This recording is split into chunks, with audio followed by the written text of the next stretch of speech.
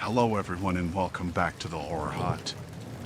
Now, I know a lot of you use these videos to sleep, so before you drift off I thought it would be a fun idea if everyone can leave a comment to let me know where you are listening from in the world. Also like and subscribe if you are enjoying the episodes. Right, let's get comfy and relax and let's begin.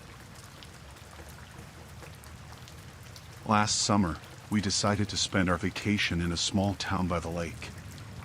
We rented a cozy house with a big backyard where the kids could play. My husband had to stay back in the city for work, so it was just me, Emma, and our two children, Jake and Lily. The first few days were peaceful. The kids enjoyed the freedom of the outdoors, and I loved watching them play while I read a book on the porch. Everything felt perfect, a real break from our busy lives. One night, after putting the kids to bed, I sat on the porch with a cup of tea. It was quiet, with only the sounds of crickets and the occasional rustling of leaves. As I looked out into the yard, I noticed a dark figure standing near the edge of the woods, just beyond the fence. At first, I thought it might be a deer or some animal, but then it moved, and I could see it was a person. My heart started racing. I stood up, trying to get a better look, but the figure disappeared into the trees. I shook it off, telling myself it was probably just a passerby or someone walking their dog. The next night, I saw the figure again, closer this time. It stood still, almost like it was watching the house. I felt a chill run down my spine. I locked all the doors and windows and checked on the kids, who were sound asleep. I didn't sleep much that night, every sound making me jump. In the morning, I felt silly for being so paranoid. But that evening, as I was closing the curtains, I saw the figure again, right by the back fence. This time, I knew something was wrong. I called the local police and told them about the figure. They said they would send someone to patrol the area, but there wasn't much they could do unless the person was actually on my property. I felt a bit reassured, but not completely. That night, I put the kids to bed and sat in the living room, trying to relax. Around midnight, I heard a noise outside, like someone trying to open the gate. My heart pounded in my chest. I grabbed my phone and a kitchen knife, tiptoeing to the back door. I peeked through the curtains and saw the figure standing by the back door, trying to pry it open with a crowbar. I could see his face now, rough and determined. I dialed 911, my hands shaking. The operator told me to stay on the line and stay hidden. I ran upstairs to the kids' room, locking the door behind me. I woke Jake and Lily, telling them to stay quiet and hide in the closet. They were scared, but they did as I said. I could hear the intruder downstairs, trying to break the door. Minutes felt like hours. The operator kept reassuring me that the police were on their way. I heard the back door finally give way, and the intruder was inside. I held my breath, praying he wouldn't come upstairs. The sound of footsteps on the stairs made my heart feel like it would explode. I gripped the knife tighter, ready to do whatever it took to protect my kids. The footsteps stopped outside the bedroom door. I heard the intruder jiggling the handle, trying to get in. Suddenly, there were sirens outside, loud and piercing.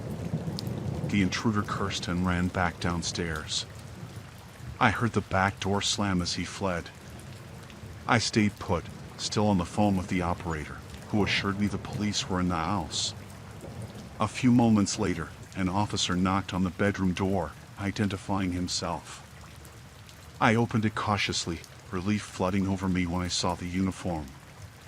They checked the house and the yard, but the intruder was long gone. The police stayed with us until the morning, taking my statement and making sure we were safe. They found the crowbar the intruder had dropped, but there was little else to go on. They promised to keep an eye on the area, but I couldn't shake the fear. We packed up and left the next day, cutting our vacation short. The kids were confused and upset, but I couldn't stay there another night. Back in the city, I still felt on edge, constantly checking the locks and windows. It's been months, and I still have nightmares about that night. The police never caught the intruder, and I often wonder what might have happened if the police hadn't arrived in time.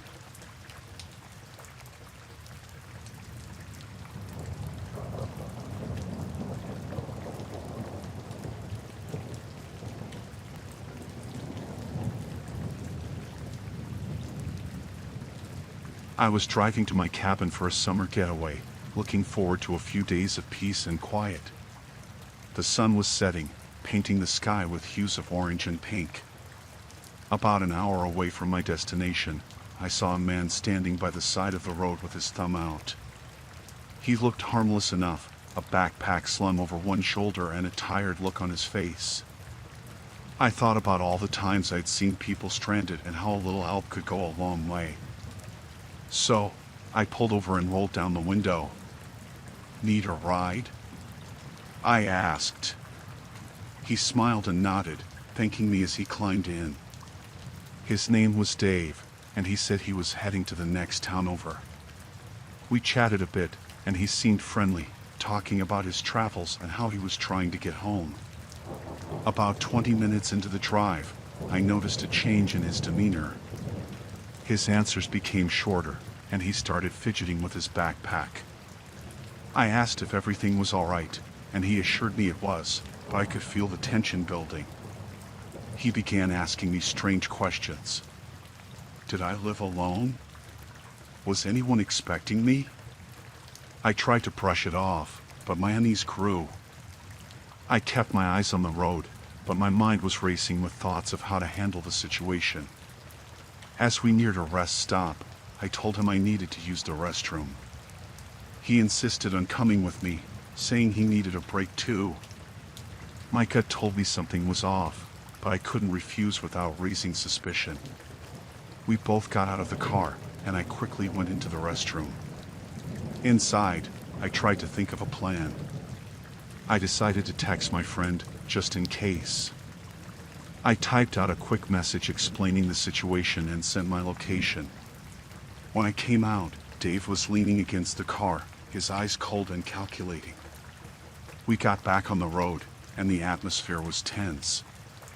He started talking again, but this time his words were darker. He spoke about his past, hinting at violent encounters and how he didn't trust people.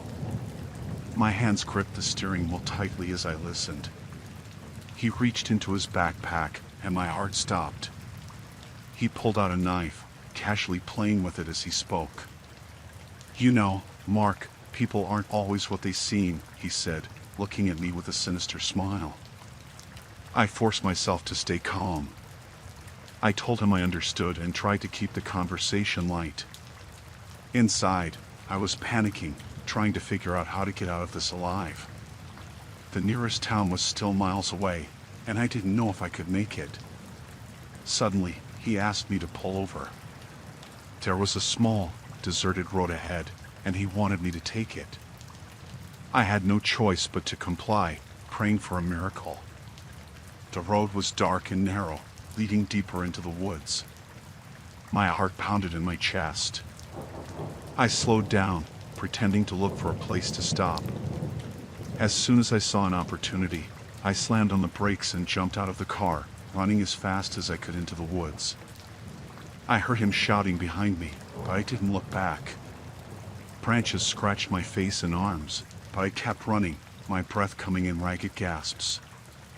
I could hear him crashing through the underbrush, getting closer. I needed to find a place to hide. Up ahead, I saw a fallen tree and duck behind it. I lay there, trying to stay as quiet as possible.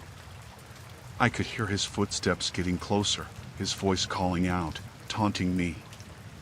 My heart felt like it would burst out of my chest. I clenched my fists, willing myself to stay calm. After what felt like hours, the sounds began to fade. I stayed hidden, not daring to move until I was sure he was gone. When I finally felt it was safe, I crept out from behind the tree and made my way back to the road. My car was still there, the driver's door open.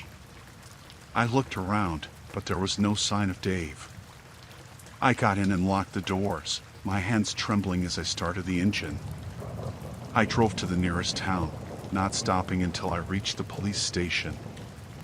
I told them everything, and they sent out a search party. They never found him, but they did find his backpack in the woods, filled with stolen items and evidence of his violent past. The officer told me I was lucky to be alive. I never picked up another hitchhiker after that.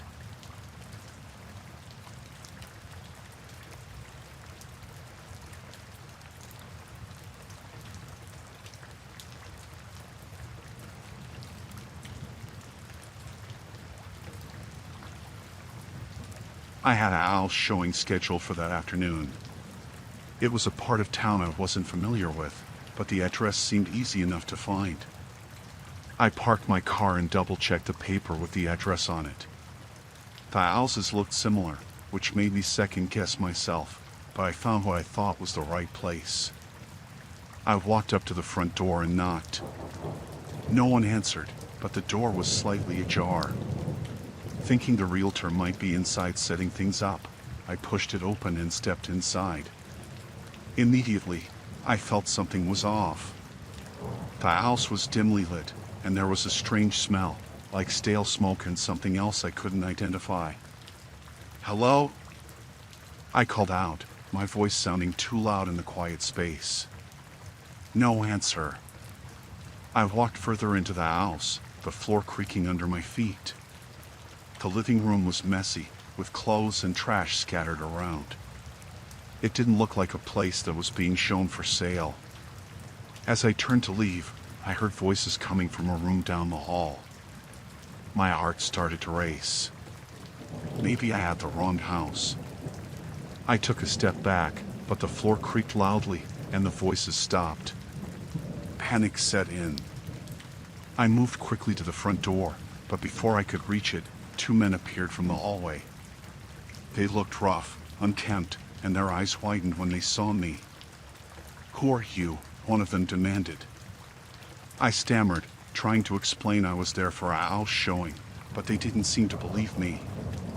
One of them grabbed my arm roughly and pulled me further into the house. "You shouldn't be here," he said. My mind was racing, trying to figure out what to do. They pushed me into a small room and slammed the door shut. I could hear them talking outside, their voices angry and panicked. I looked around the room, searching for any way to escape. The window was small and had bars on it. My phone was in my pocket, but I didn't dare take it out, fearing they might hear me. I pressed my ear to the door, trying to make out their conversation. They were arguing about what to do with me. Time seemed to stretch on forever. My heart was pounding so loudly I was sure they could hear it. I knew I had to get out of there, but I had no idea how. Then, I remembered the back door. If I could somehow get past them and make it to the back of the house, I might have a chance. I took a deep breath and slowly opened the door a crack. The men were in the kitchen, their backs turned to me. I slipped out of the room and crept down the hall, staying as quiet as possible. Every step felt like it took an eternity. I finally reached the back door and prayed it wasn't locked. It wasn't. I eased it open and slipped outside, closing it softly behind me. I started running, not caring if they heard me now. My car was parked a few houses down, and I sprinted towards it, my legs feeling like they were made of lead.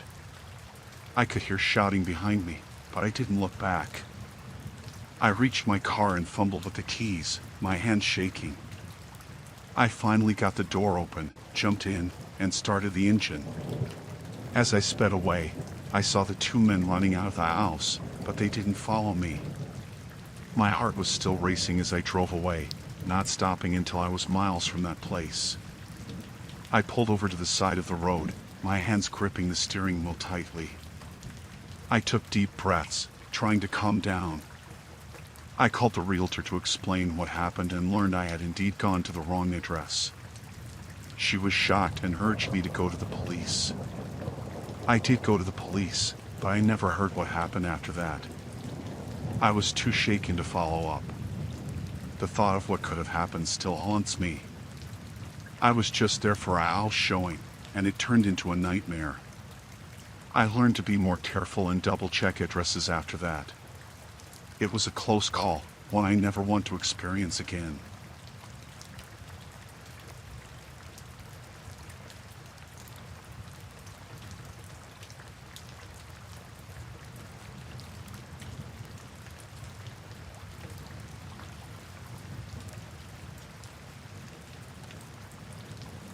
I decided to spend the summer at my old family farmhouse. It's isolated, surrounded by fields and woods. Perfect place to get away from everything. The first few days were peaceful. I spent my time fixing things up, enjoying the quiet. One night, I heard a noise outside. At first, I thought it was just an animal. But the sound was different, like footsteps on gravel. I got up and looked out the window, but I couldn't see anything. The next morning, I found footprints around the house. They weren't mine. They were too big, and I hadn't had any visitors. I started to feel uneasy. I locked all the doors and windows, but I couldn't shake the feeling of being watched. The next night, the noises came back. This time, they were closer, right outside the door. I stayed awake, listening. I heard whispering and the sound of something being dragged. In the morning, I found more footprints and a trail leading into the woods. I followed it for a while but then turned back. Something didn't feel right. I decided to call the local sheriff, but he said they were short-staffed and couldn't send anyone out for a couple of days. That night, I decided to stay up and keep watch. Around midnight, I saw figures moving around the barn. I grabbed my shotgun and went outside. My hands were shaking, but I had to see what was going on. As I got closer, I heard voices. They were talking about hiding something. I peeked through a crack in the barn door and saw 3 men. They looked rough, like they had been out there for days. They had weapons and bags that looked heavy. I realized they were using my property as a hideout. My heart was pounding. I had to get back to the house without being seen. I made it back and locked the door behind me. I knew I had to get help, but the nearest neighbor was miles away. The phone signal was weak, but I managed to send a text to a friend asking for help. I hoped they would get it and come soon. The night dragged on. I kept hearing noises, but I stayed inside. Around dawn, I saw the men heading back into the woods. I took the chance to go out and check on the barn. Inside, I found stolen goods and more weapons. They were planning something big, and I was caught in the middle of it. I decided to set up some traps around the house. It wasn't much, but it was all I could do. I found some old wire and tools in the shed and spent the day setting up makeshift alarms and barriers. I hoped it would slow them down if they tried to get inside.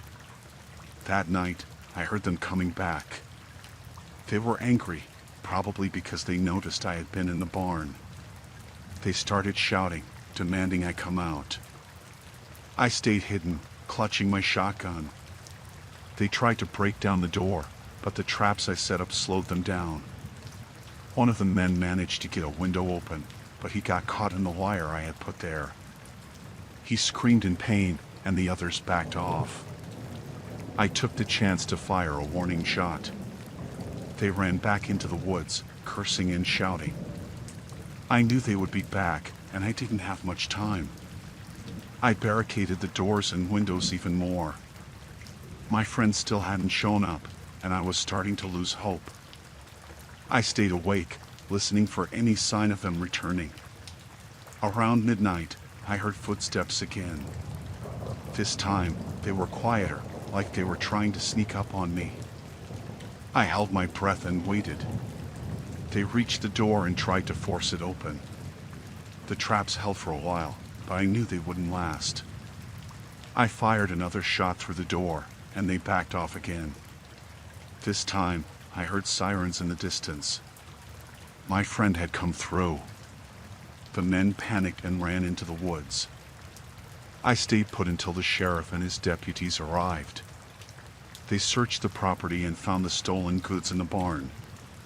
They told me the men were part of a gang that had been on the run for weeks. They were wanted for robbery and other crimes. The sheriff assured me they would be caught. I spent the rest of the night with the deputies, giving my statement. I was exhausted but relieved. The next day, I packed up and left the farmhouse. I couldn't stay there after what happened. It was supposed to be a peaceful getaway, but it turned into a nightmare. I still think about that summer sometimes. The feeling of being watched, the fear of what might happen.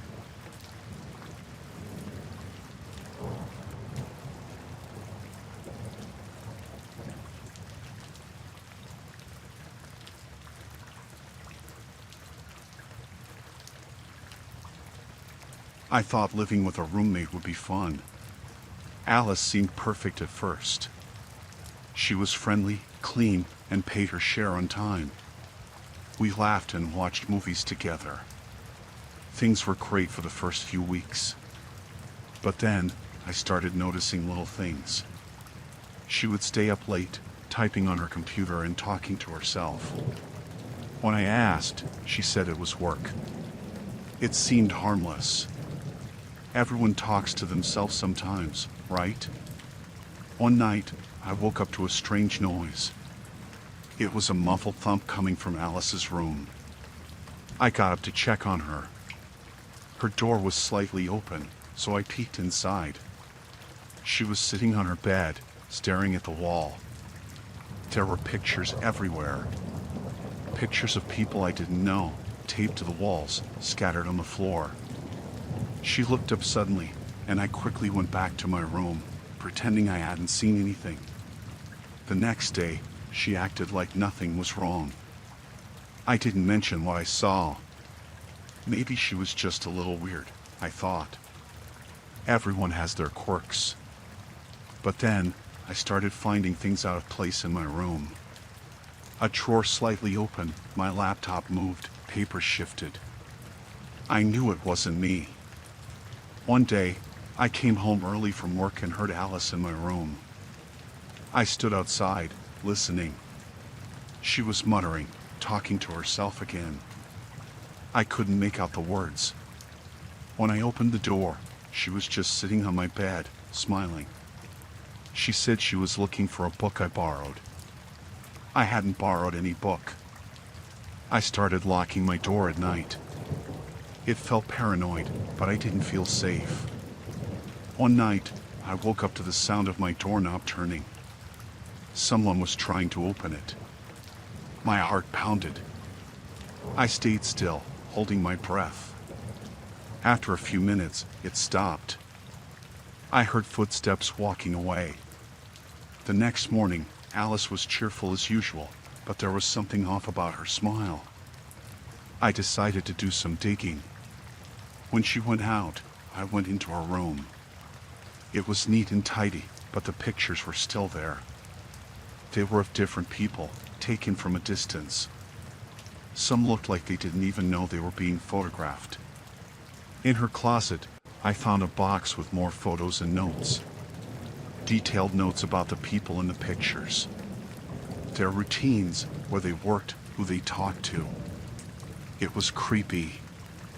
I put everything back and left quickly. I didn't know what to do. I thought about calling the police, but what would I say? My roommate is weird and has pictures. I decided to confront her.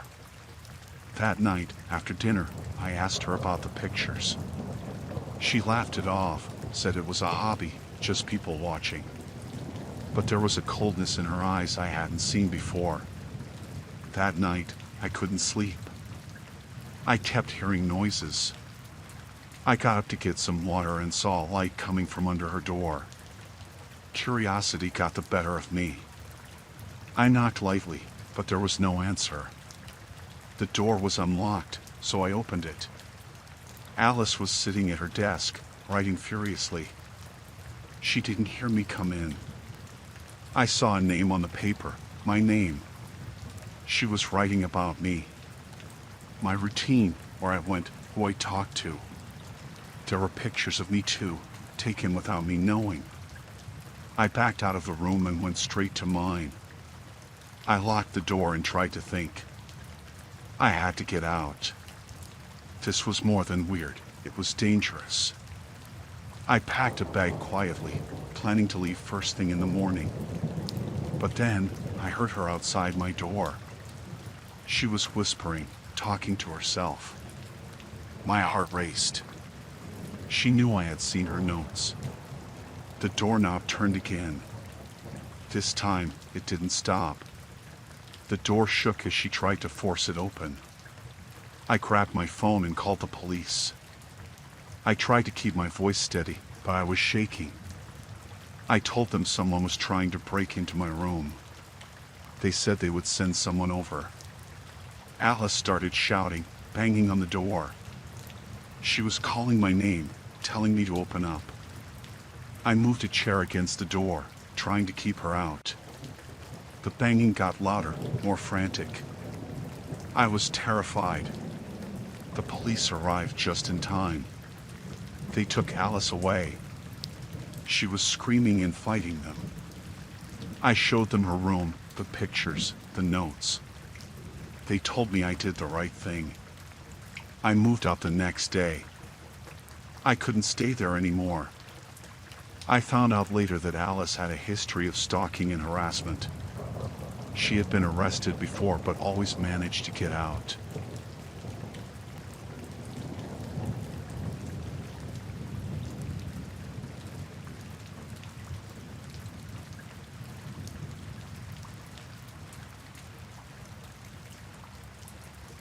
I was working the night shift in the ER. It was just another busy night, people coming in with all sorts of injuries and ailments. The usual chaos, nothing I couldn't handle. I had just finished stitching up a kid who had cut his hand on a broken bottle when the ambulance brought in a new patient.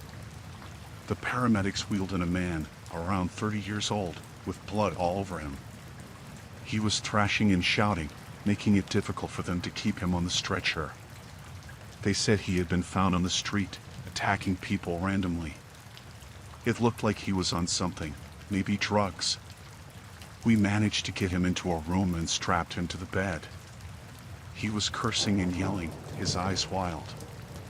I tried to calm him down, talking softly, telling him we were there to help. But he didn't listen. He kept struggling against the restraints.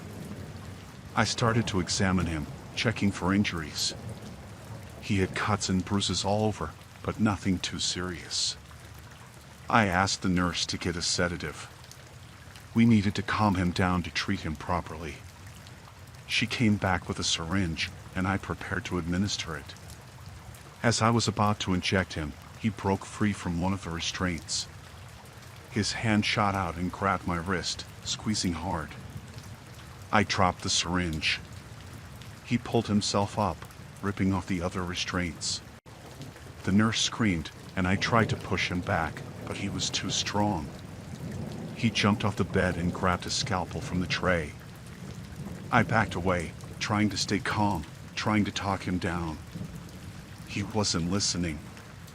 He swung the scalpel wildly, cutting through the air. The nurse ran out of the room to call for help. He followed her, leaving me behind. I heard screams and shouts from the hallway. I ran out after him, seeing him corner another nurse. He had the scalpel at her throat, demanding everyone back off. We all froze, not sure what to do. I tried to talk to him, telling him to let her go, that we just wanted to help. He wasn't listening. His eyes were wide, wild, like an animal. He backed up slowly, dragging the nurse with him, heading towards the exit. I had to do something. I couldn't let him leave with her. I saw a fire extinguisher on the wall. I grabbed it and slowly approached him from behind. He was too focused on the nurse to notice me. I raised the extinguisher and brought it down on his head as hard as I could. He dropped the scalpel and fell to the floor, unconscious. The nurse ran to safety. I checked his pulse, making sure he was still alive. The security team arrived, and we restrained him again, making sure he couldn't break free this time. The police arrived soon after and took him away. They said he had been involved in several violent incidents that night, attacking people at random. They would take him to a secure facility to get the help he needed. I was shaken. I had never been in a situation like that before. The rest of the night was a blur. I kept thinking about what could have happened, how much worse it could have been. We were lucky no one was seriously hurt.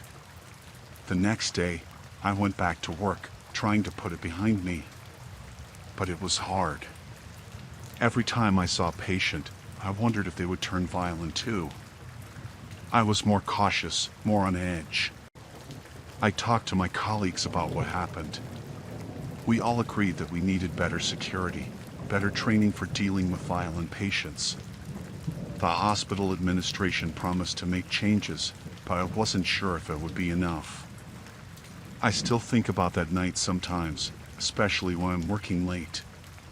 It's made me more aware of how dangerous our job can be. We're there to help people, but sometimes they don't want our help. And sometimes they're too far gone to even understand what they're doing. I'm just glad I was able to protect my colleagues and the other patients that night. It could have been so much worse. But it's something I'll never forget.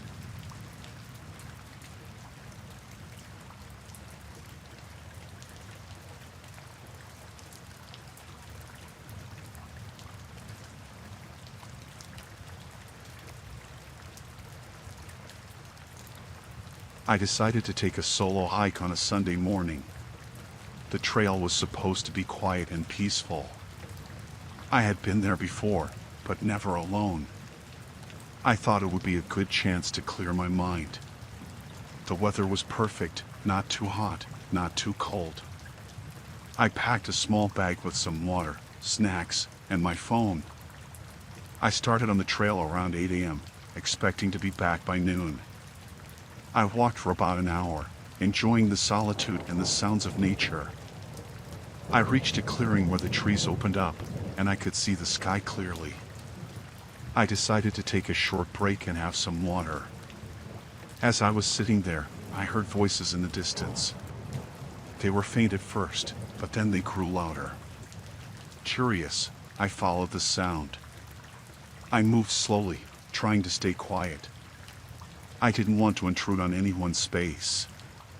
As I got closer, I realized the voices were coming from a small group of men. They were talking in hushed tones, but I couldn't make out what they were saying. I crouched behind a bush, peeking through the leaves. I saw 4 men standing around a shallow hole they had dug in the ground. They were burying something. I couldn't see what it was, but it didn't look like camping equipment. One of the men looked up suddenly, and I ducked down, my heart pounding.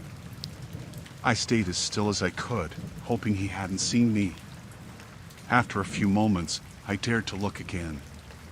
They were still there, but they seemed more agitated now. I knew I had to get out of there before they noticed me. I started to back away slowly, trying not to make any noise. Just as I was about to turn and run, I stepped on a twig. The crack echoed in the quiet forest. The men stopped talking. One of them shouted, "Who's there?" I froze, my mind racing. I couldn't run, they would hear me. I couldn't stay hidden for long, they would find me. I had to think fast. I crouched lower and started to move sideways, hoping to put some distance between us. I heard footsteps coming closer. They were searching for me. I kept moving, my heart beating so loud I thought they might hear it.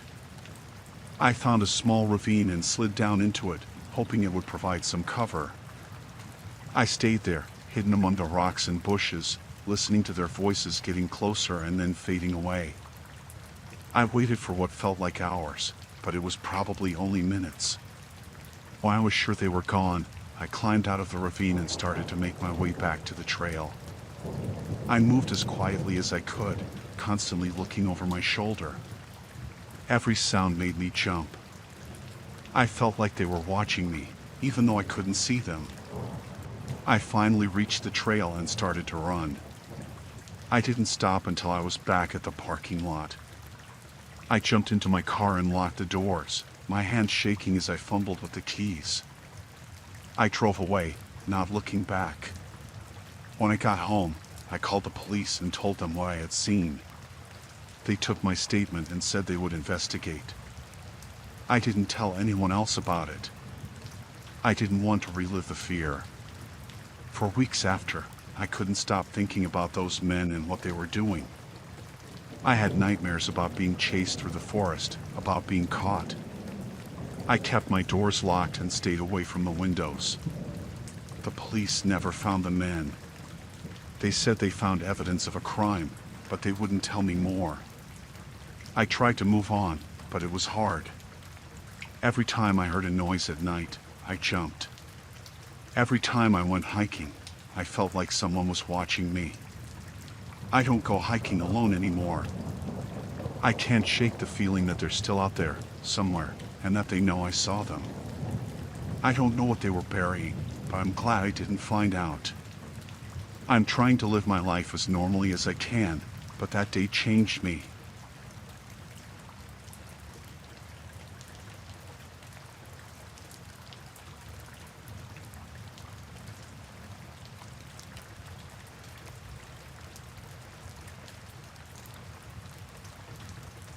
I was at home, enjoying a quiet evening with a book and a cup of tea, when my phone rang. It was an unknown number. I hesitated for a moment but decided to answer. The voice on the other end was shaky and panicked. "Please, help me," the voice said. It was a woman. "I've been kidnapped. They took me, and I don't know where I am." My heart started to race. I could hear the fear in her voice. She sounded desperate. I asked for her name. "Rachel," she said. "My name is Rachel. Please, I don't have much time." I grabbed a pen and a piece of paper, my hands trembling. I asked her to tell me everything she could about where she was. "It's dark," she said. "I'm in some kind of basement. There are no windows. I can hear water dripping somewhere." I asked if she could describe anything else. She mentioned a strong smell, like mold or damp wood. I told her to stay calm and that I would find help. I hung up and immediately called the police. I explained the situation to them, giving them all the details Rachel had told me. They said they would trace the call and send someone over to my place to get more information. While waiting for the police, my phone rang again. It was Rachel. She sounded even more scared now. "They're coming back," she whispered. "Please, you have to hurry." I told her to stay quiet and hide the phone. She said she would try. Then the line went dead. The police arrived soon after. I repeated everything to them. They were already working on tracing the call, but they said it would take time. They asked me to stay by the phone in case Rachel called again. I couldn't sit still. I paced around the room, feeling helpless. Minutes felt like hours. I kept glancing at the clock, hoping for another call. Finally, the phone rang again. It was Rachel. She was crying now. She said they had left the room but would be back soon. "I found something," she said. "A box of old newspapers. The top one has a date from last month and a name, Foster Mill Road." I told the police, and they immediately started checking the location. They said it was an abandoned mill on the outskirts of town. I stayed on the phone with Rachel, trying to keep her calm. I could hear the fear in her voice, and it broke my heart. She said she could hear footsteps above her, and I told her to stay as quiet as possible. The police left for the mill, and I waited, praying they would find her in time. I kept talking to Rachel, reassuring her that help was on the way. After what felt like an eternity, I heard sirens in the background of her call. Rachel said she could hear them too. She started crying tears of relief. "They're here," she said. "I can hear them." The next few minutes were a blur. I heard voices and then the sound of the phone being fumbled. A police officer came on the line and told me they had found her. Rachel was safe. I let out a breath I didn't realize I had been holding. The officer thanked me for my help and said they would take it from there. I hung up the phone, feeling a mix of relief and exhaustion. I sat down, my legs feeling weak. I couldn't believe what had just happened. Later, I learned that Rachel had been kidnapped by a man who had a history of such crimes. She had managed to get hold of his phone when he wasn't looking. The police arrested him, and Rachel was reunited with her family. That night, I couldn't sleep. Every time I closed my eyes, I heard Rachel's panicked voice. But I was glad I had answered that call. It had made a difference.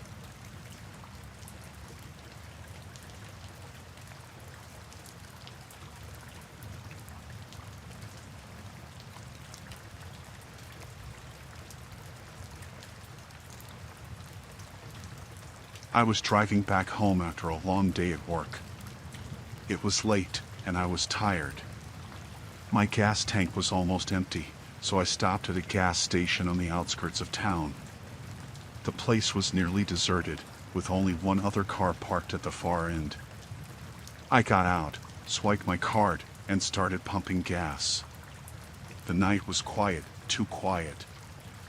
I felt a chill run down my spine, but I shook it off, blaming my fatigue. I glanced around, seeing no one, and continued filling my tank. Suddenly, I heard footsteps behind me. I turned around to see a man, disheveled and looking frantic. Before I could react, he pulled out a gun and pointed it at me. "Get in the car," he ordered, his voice shaky but firm. My heart pounded in my chest as I raised my hands and backed towards my car. He followed me closely, the gun never wavering. I got into the driver's seat, and he slid into the passenger seat, the gun now inches from my side. "Drive," he commanded. I started the car, my hands trembling. I drove out of the gas station and onto the highway, my mind racing. I tried to stay calm, but fear was gripping me hard. The man kept the gun pointed at me, his eyes darting around nervously. "Where are we going?" I asked, trying to keep my voice steady. "Just drive," he snapped. "I'll tell you when to turn." We drove for what felt like hours, though it was probably only minutes. The highway was dark, with only the occasional car passing by. I tried to think of a way to escape, but every idea seemed too risky. The gun was too close, and he was too desperate. "Take the next exit," he said suddenly. I complied, taking the off-ramp onto a narrow, winding road.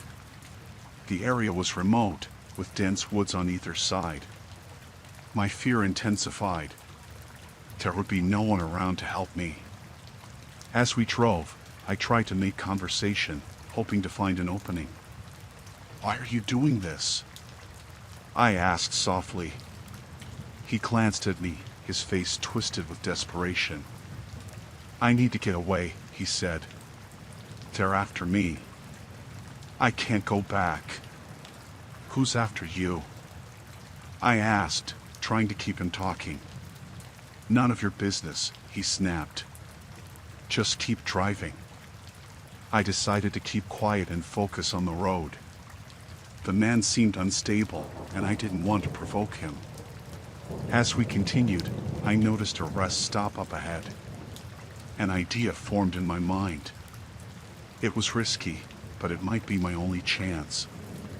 "I need to use the bathroom," I said, trying to sound casual. He eyed me suspiciously. You think I'm stupid? No, I replied quickly. I just really need to go.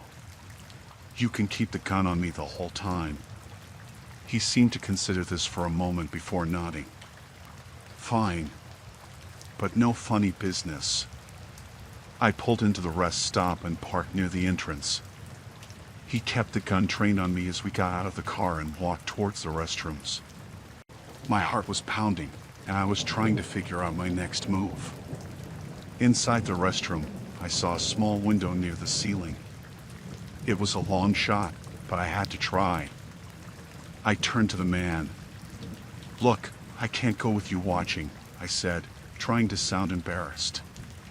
He hesitated, then nodded and stepped outside the door, leaving it slightly ajar. I quickly climbed onto the sink and pushed the window open. It was a tight fit, but I managed to squeeze through and drop to the ground outside. I started running towards the highway, not looking back. My breath was ragged, and my heart felt like it would burst out of my chest. I heard a shout behind me and knew he had discovered my escape. I reached the highway and saw a car approaching. I waved frantically, praying they would stop. The car slowed down, and I ran to the driver's side, shouting for help. The driver, an older man, looked startled but unlocked the door. I jumped in, shouting for him to drive. He hesitated for a moment but then sped off. I looked back and saw my captor running after us, but he quickly disappeared from view. I told the driver everything, my voice trembling. He drove me to the nearest police station, where I reported the incident. The police took my statement and promised to search for the man.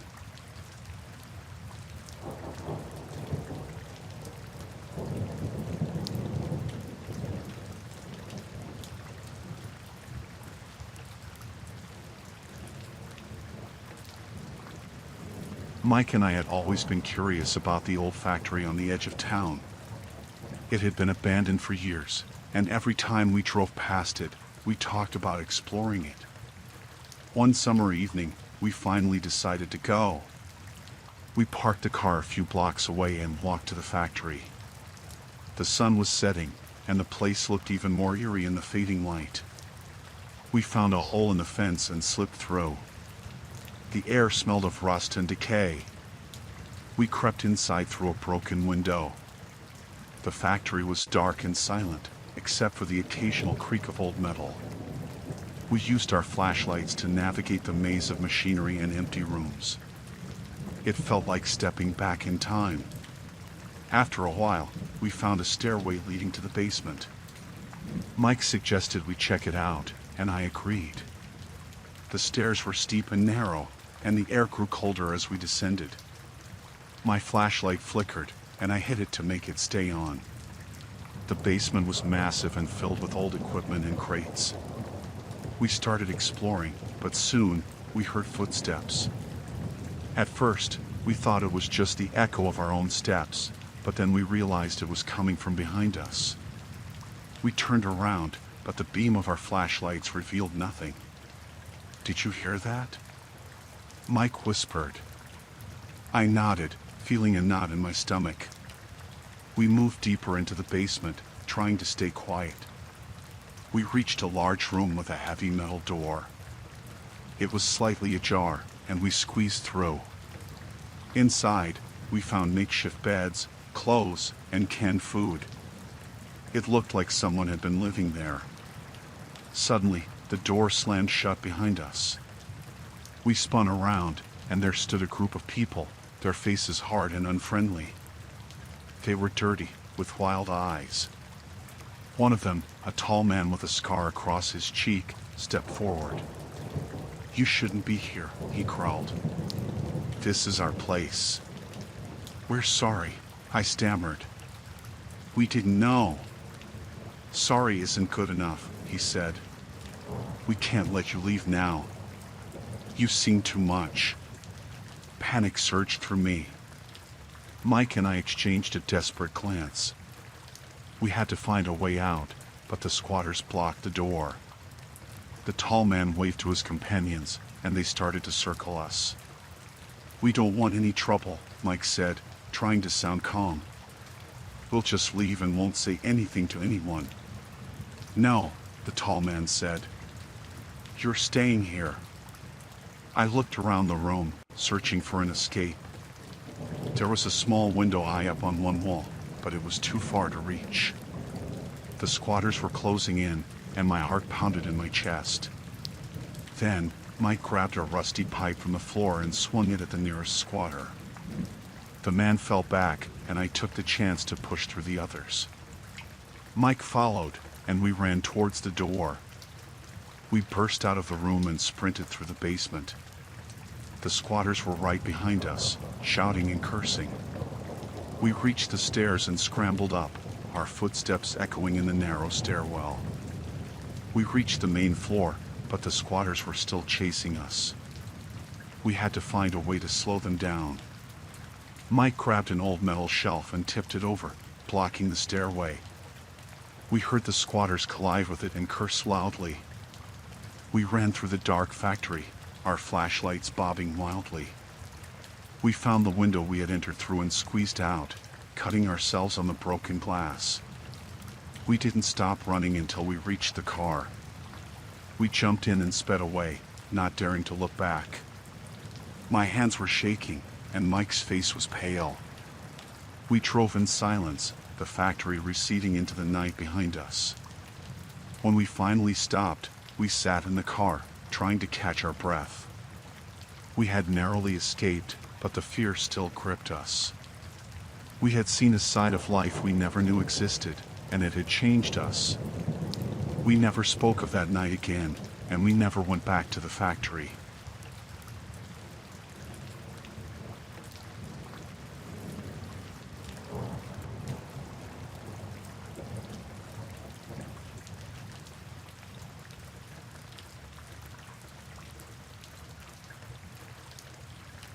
I was home alone that night, enjoying the quiet. My parents were out of town, and I had the house to myself. I had just finished a movie and decided to head to bed. As I was turning off the lights downstairs, I heard a noise. It was faint, but it sounded like glass breaking. My heart started pounding. I tried to convince myself it was nothing, maybe a tree branch or something outside. But then I heard it again, louder this time. It was definitely coming from inside the house. I froze, listening carefully. The sound of footsteps followed, soft but unmistakable. I panicked. My phone was upstairs in my room, charging. I needed to get to it without making a sound. I crept up the stairs, avoiding the spots that creaked. Each step felt like it took forever. When I reached my room, I quietly closed the door and locked it. I grabbed my phone and dialed 911, but I kept the line open without speaking. I could hear the burglars moving through the house. They were talking to each other in low voices, and I could hear drawers being opened and things being moved around. I tried to stay calm, focusing on my breathing so I wouldn't make any noise. The operator on the other end of the line was asking if I needed help. I whispered as quietly as I could, telling her that there were people in my house. She asked for my address and assured me that help was on the way. I just had to stay hidden and keep quiet. I hid in my closet, hoping they wouldn't come upstairs. The house was old, and every sound seemed magnified. I could hear them rummaging through the living room and then moving towards the kitchen. One of them laughed, a harsh sound that made my blood run cold. Minutes felt like hours. I listened as they moved through the house, coming closer to the stairs. My hands were shaking, and I was trying not to cry. I thought about calling my parents, but I didn't want to make any more noise than necessary. Then, I heard them coming up the stairs. The floorboards creaked under their weight. They were getting closer to my room. I held my breath, praying they wouldn't try to open the door. They paused outside my door, and I could hear them talking, but I couldn't make out the words. One of them tried the handle, but it was locked. He rattled it a bit, and then there was silence. I was terrified they would break the door down. I clutched my phone, ready to scream if they got inside. After what felt like an eternity, they moved on to the other rooms. I could hear them searching my parents' room, throwing things around. They were looking for valuables, I guessed. I stayed in the closet, afraid to move. The operator was still on the line, and I could hear her telling me to stay calm, that the police were almost there. Then, I heard a sound that made my heart leap with hope: sirens. The burglars must have heard it too because they started panicking. I heard them running down the stairs, their footsteps loud and frantic. They were trying to get out before the police arrived. I stayed hidden until I heard the front door burst open and the police shouting. There was a scuffle, and then things went quiet. I didn't come out until I heard a knock on my bedroom door and a voice saying it was the police. I unlocked the door and stepped out, my legs feeling like jelly. The officers were there, and they told me it was safe now. They had caught one of the burglars, but the other had gotten away. They took my statement and reassured me that they would catch the other guy. I called my parents and told them what had happened. They were frantic and said they were coming home right away. The police stayed with me until they arrived. I couldn't stop shaking, even after the officers left and my parents were with me. That night changed everything. I never thought something like that could happen to me. The burglars had broken a window in the back to get in. The police said it was likely a random break-in, just bad luck. I kept thinking about what could have happened if they had found me. I couldn't sleep for days, jumping at every little noise. My parents had the locks changed and installed a security system. It helped a little, but I still felt uneasy. The experience left a mark on me, a constant reminder of how vulnerable I was. Eventually, they caught the other burglar. He was trying to pawn some of the things they had stolen.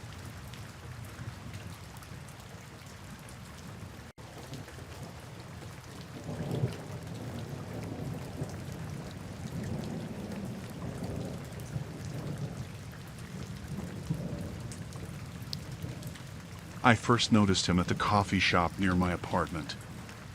I was sitting by the window, enjoying my latte, when I saw him standing across the street. He was looking right at me. At first, I thought it was a coincidence, but then I saw him again the next day. The third time, he was outside my gym. I had just finished my workout and was heading to my car when I saw him leaning against a lamppost, staring. My heart started pounding. I told myself I was being paranoid, but something about the way he watched me felt off. That night, I couldn't sleep. Every creak and rustle made me jump. I kept looking out my window, half expecting to see him standing there. The next morning, I decided to change my routine. I took a different route to work, stopped at a different coffee shop. But there he was, standing on the corner, watching. I decided to confront him. I walked up to him, my hands shaking. "Why are you following me?" I asked. He just smiled, a creepy, knowing smile, and walked away without a word. I felt a chill run down my spine. Who was this man, and what did he want from me? I went to the police, but they didn't take me seriously. They said unless he did something, there was nothing they could do. I felt helpless. I started looking over my shoulder everywhere I went. I kept my phone in my hand, ready to call for help. One night, I was walking home from work, and I felt that familiar sensation of being watched. I turned around, and there he was, a few paces behind me. I quickened my steps, but so did he. I broke into a run, my breath coming in short gasps. I ran into my building and slammed the door behind me, my heart racing. I didn't sleep that night. I kept thinking about his smile, the way he seemed to know everything about me. The next day, I called in sick to work. I stayed in my apartment, curtains drawn, trying to figure out what to do. I decided to dig into my past to see if there was anyone who might want to hurt me. I started with my social media accounts. I combed through my friends list, looking for anyone suspicious. Then I found him. He had sent me a friend request a few months ago, and I had accepted without thinking. His profile was sparse, just a few photos and no personal information. I felt sick to my stomach. I went back to the police with this new information, but they still didn't take me seriously. I decided to take matters into my own hands. I started documenting everything, taking photos of him whenever I saw him, writing down every detail. I wanted to be prepared. A few days later, I was at home when I heard a knock on the door. I looked through the peephole and saw him standing there. I backed away, my heart pounding. He knocked again, harder this time. I grabbed my phone and called the police, my hands shaking. He kept knocking, and then he started shouting my name. "Emily, I know you're in there. Open the door." His voice was cold, menacing. I felt trapped. The police said they were on their way, but I didn't know if they would get here in time. I grabbed a kitchen knife and stood by the door, my heart racing. The knocking stopped, and there was silence. I listened, holding my breath. Then I heard footsteps, moving away from my door. I waited, not daring to move. The police arrived a few minutes later. I showed them the photos, the documentation. They took it more seriously this time. They promised to keep an eye on my building, to patrol the area. I felt a little safer, but I knew it wasn't over. The next few days were tense. I didn't see him, but I couldn't shake the feeling that he was still out there, watching. Then, one night, I woke up to the sound of my phone ringing. It was an unknown number. I answered, and there was silence on the other end. "Who is this?" I demanded. There was a pause, and then a familiar voice. "You can't hide from me, Emily." I felt a cold chill run down my spine. He knew my number. I hung up and called the police again. They traced the call but couldn't find anything. I decided to leave town for a while. I packed a bag and stayed with a friend in another city. I didn't tell anyone where I was going. I needed to feel safe again. For a few days, I was constantly looking over my shoulder, but there was no sign of him. A week later, I returned home. The police had increased their patrols, and I felt a little better. But I knew I couldn't let my guard down. I continued to document everything, to be prepared. I installed security cameras around my apartment and changed all my locks. Then one day, I received a package. There was no return address. I opened it cautiously and found a small note inside. It read, "I'll always be watching." I felt a wave of fear wash over me. He was still out there, still watching. I took the note to the police. They said they would do everything they could to find him, but I could see the doubt in their eyes. I knew I had to be vigilant to protect myself. I couldn't let fear control my life. Months passed, and there was no sign of him. I started to relax, to feel a little safer. But I never forgot the fear, the feeling of being watched. I learned to be more cautious, to trust my instincts. I knew he could come back at any time. Then, one night, I heard a noise outside my window. I looked out and saw him standing there, watching me. My heart raced, but I didn't panic. I called the police and grabbed my knife. I knew I had to be strong. The police arrived quickly and caught him. He was arrested and charged with stalking. I felt a sense of relief, but also a lingering fear. I knew I had to be careful, to always be aware of my surroundings. In the end, I survived. I learned to be strong, to protect myself.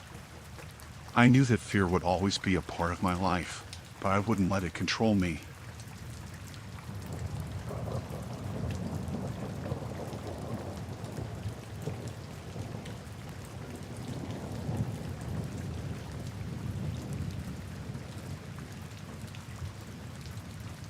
I walked into the bank around noon, planning to deposit a check.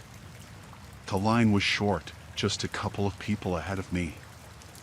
I stood there, looking at my phone, not paying much attention. Then I heard the door slam behind me. I turned and saw 3 men, all wearing masks, holding guns. One of them shouted for everyone to get down. My heart raced. I dropped to the floor like everyone else. The robbers moved quickly. One of them headed to the tellers, while the other 2 kept watch on us. I tried to stay calm, not wanting to draw attention to myself. The guy in charge, the one shouting orders, seemed really on edge. He yelled at the tellers to empty their drawers and put the money in bags. One of the tellers was crying, her hands shaking as she tried to do what he asked. I could see the fear in her eyes, and it made me even more scared. The robber yelled at her to hurry up, waving his gun around. I hoped she wouldn't make a mistake that would set him off. I kept my head down, trying to think of a way out. The other hostages were just as terrified as I was. One man next to me was whispering a prayer, and I found myself doing the same in my head. The robbers didn't seem very organized. They were shouting at each other, and I could tell they were nervous. I heard sirens in the distance. The police were coming. The robbers heard it too. The leader started to panic. He grabbed one of the hostages, a woman who had been sitting in the waiting area. He dragged her to the front of the bank, shouting at the cops outside. He told them not to come any closer or he'd shoot her. I knew I had to do something. I looked around, trying to find anything that could help. I saw my phone on the floor next to me. If I could just get it without them noticing, I could call for help or give the police some information. I inched my hand towards it, keeping an eye on the robbers. They were distracted, focused on the cops outside. I managed to grab my phone and slide it under my body. I dialed 911, whispering into the phone about the situation. I told them about the number of robbers, their guns, and the fact that they had hostages. The operator told me to stay on the line and keep giving updates if I could. I kept my voice as low as possible, hoping they wouldn't notice. The police tried to negotiate with the robbers, telling them to let the hostages go. The leader shouted back, refusing their demands. He was getting more agitated by the minute. I could see the tension rising, and I knew it was only a matter of time before something snapped. I needed a plan. I looked around again, this time noticing the layout of the bank. There was a door behind the teller's counter that led to the back offices. If I could somehow get to it, I might be able to find a way out or at least hide until this was over. But I couldn't just run for it. I had to be smart. I whispered into the phone again, telling the operator about my idea. She said to stay put, that the police were trying to come up with a plan to get us out safely. I felt a bit of relief knowing they were working on it, but I knew I had to be ready to move if things went bad. The leader of the robbers was pacing now, shouting more threats. The woman he had grabbed was crying, begging for her life. It was hard to watch, but I couldn't look away. I needed to know what was happening. One of the other robbers walked over to the rest of us, his eyes scanning the room. I held my breath, praying he wouldn't notice anything off. He stopped in front of me, looking down. My heart nearly stopped. He leaned in, and I thought for sure I was done for. But then he just grabbed a bag from the floor and walked away. I let out a silent sigh of relief. I knew I was on borrowed time. The police outside were trying to keep the robbers talking, asking them what they wanted. The leader yelled back that he wanted a car and safe passage out of the city. The cops tried to stall, saying they were working on it. I hoped they were, but I knew we couldn't rely on that alone. I whispered again to the operator, telling her about the door behind the counter. She told me to wait for the right moment, that the police were trying to create a distraction. I didn't know what they had planned, but I hoped it would work. A few minutes later, there was a loud noise outside. The robbers all turned towards the windows, distracted. This was my chance. I slowly got to my feet, keeping low, and started to move towards the counter.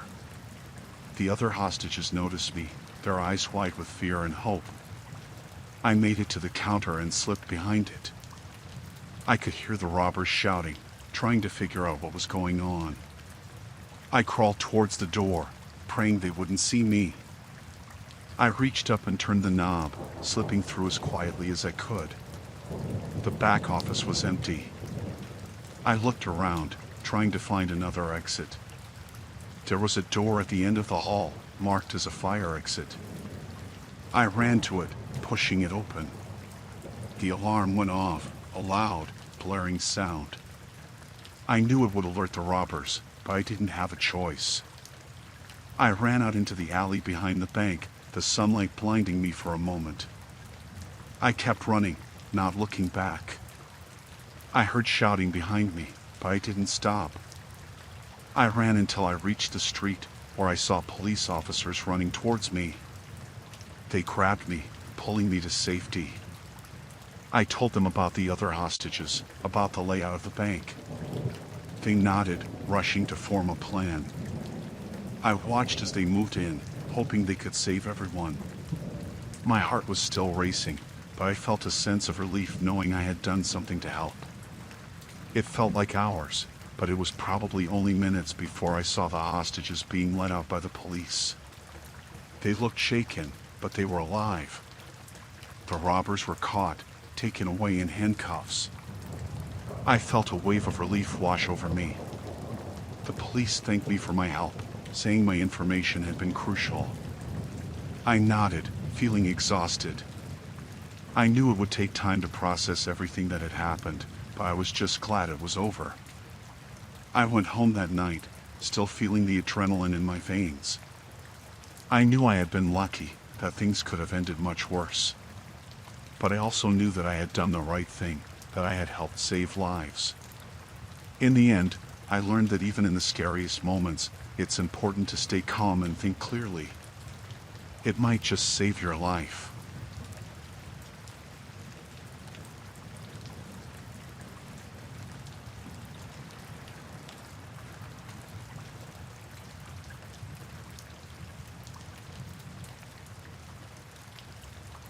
I checked into a secluded motel late in the afternoon.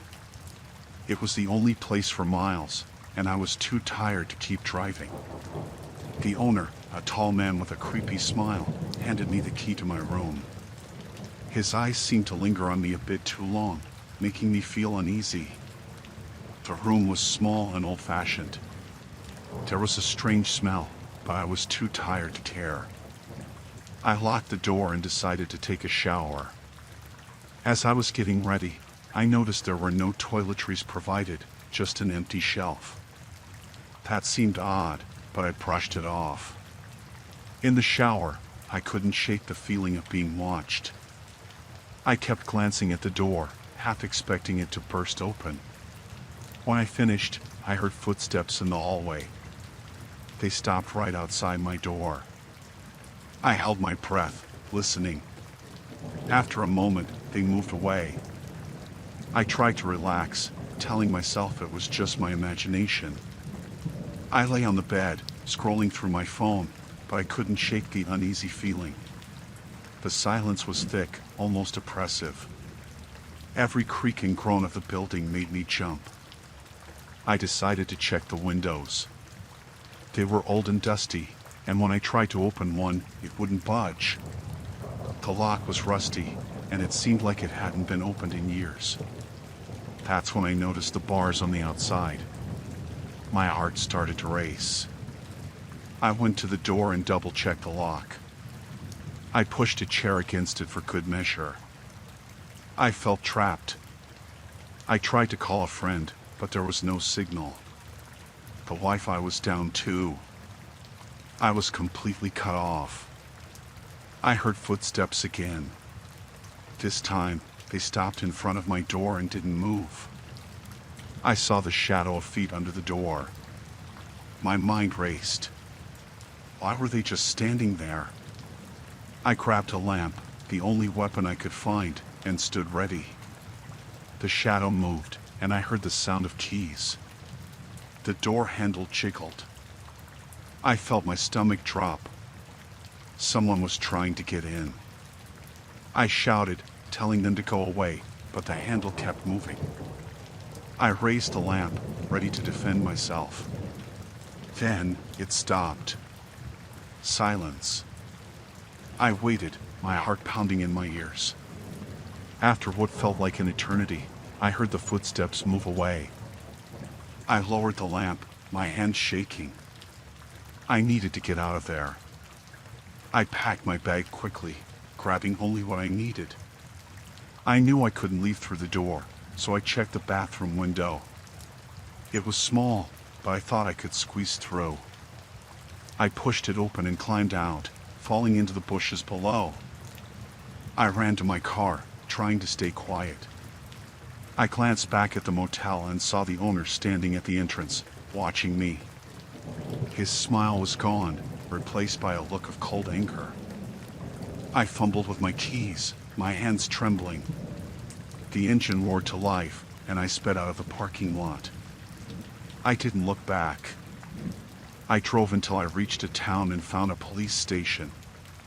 I told them everything, but when they went to check the motel, they found it empty. The owner was gone. They said I was lucky to have escaped. They found evidence of other guests who hadn't been so fortunate.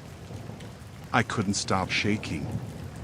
I knew I had come close to being one of them. I couldn't believe how close I had come to a real nightmare. For weeks, I had trouble sleeping. Every time I closed my eyes, I saw the owner's face, heard the footsteps outside my door. I was always looking over my shoulder, feeling like he was still out there, watching. I eventually moved to a new city, trying to start fresh. I still have moments of fear, especially at night. But I remind myself that I survived. I got out. I learned to trust my instincts, to listen to that feeling in my gut. I never stayed in a motel again. Even the thought of it makes me anxious. I stick to well-known hotels now, always checking the locks and windows. It's something that will stay with me forever. I'm grateful I escaped, but I know others weren't so lucky. I try to raise awareness, telling people to be careful, to trust their instincts. It's not something you think will happen to you, until it does.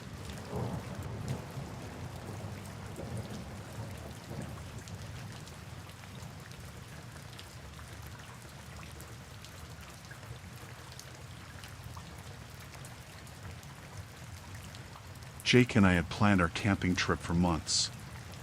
We were both excited to escape the city and spend a weekend in the quiet of the woods. We found a spot deep in the forest, far from any roads or other campers. It was perfect. We set up our tent, made a fire, and settled in for the night. The first night was peaceful. We sat by the fire, talking and laughing until late. The stars were so bright, and the air was so fresh. It felt like a dream. We went to sleep, looking forward to a day of hiking and exploring the next day. The following morning, we packed some snacks and water, and set off on a trail we had found nearby. The forest was beautiful, and we lost track of time as we walked. It was late afternoon when we decided to head back. On our way, we stumbled upon an old, overgrown path that we hadn't noticed before. Curious, we followed it. After a while, we reached a clearing. In the middle, there was a small cabin. It looked abandoned, but there was something unsettling about it. The windows were boarded up, and there were strange markings on the door. We decided not to get any closer and turned back towards our camp. As we walked away, I had a feeling we were being watched. I glanced back a few times but saw nothing. When we finally got back to our camp, the sun was setting. We made dinner and tried to forget about the cabin. That night, we heard noises outside our tent. At first, it sounded like animals, but then we heard voices. We froze, listening. There were people outside, talking in hushed tones. Jake grabbed a flashlight and slowly unzipped the tent. He peeked out and then quickly pulled back inside. "Lisa, there are people out there, with guns," he whispered. My heart started pounding. We stayed as quiet as we could, hoping they would leave. After a few tense minutes, the voices faded away. We stayed awake, too scared to sleep. In the morning, we found footprints around our campsite. Whoever they were, they had been very close. We decided to pack up and leave. As we were packing, 3 men appeared from the trees, armed with rifles. They looked rough, with unkempt beards and dirty clothes. "This is our land," one of them said. "You're trespassing." "We're sorry, we didn't know," Jake replied, trying to stay calm. "We'll leave right now." The man shook his head. "It's too late for that. You've seen too much." Panic set in. We had no idea what they meant, but it was clear we were in serious trouble. They forced us to walk ahead of them, deeper into the woods. I tried to stay calm, but my mind was racing. What were they going to do with us? After what felt like hours, we reached another clearing. There were more people there, all armed. They had a small camp set up, with tents and a fire pit. They forced us to sit by the fire while they talked among themselves. Jake and I exchanged worried looks. We had no idea what to do. One of the men, who seemed to be the leader, walked over to us. He had a cruel look in his eyes. "You two are going to stay here for a while," he said. "We need to figure out what to do with you." My mind was racing. We needed to find a way out. That night, they tied us up and left us in one of the tents. We could hear them talking and laughing outside. I knew we had to escape, but I didn't know how. In the middle of the night, I managed to loosen the ropes around my wrists. I woke Jake and freed him too. We quietly slipped out of the tent, trying not to make any noise. We crept through the camp, avoiding the guards. Just as we thought we were in the clear, one of the men spotted us. He shouted, and the others came running. We bolted into the forest, running as fast as we could. They were right behind us, shouting and firing their guns. We ran for what felt like hours, not daring to stop. Eventually, we reached a river. We jumped in and let the current carry us downstream. The cold water was a shock, but it was our only chance. We drifted for a while, until we were sure we had lost them. We climbed out of the river, exhausted and shivering. We had no idea where we were, but we kept moving, putting as much distance between us and the survivalists as possible. By dawn, we found a road. A passing car stopped, and the driver called the police. When the police arrived, we told them everything. They searched the forest but found no trace of the camp or the men. It was as if they had vanished.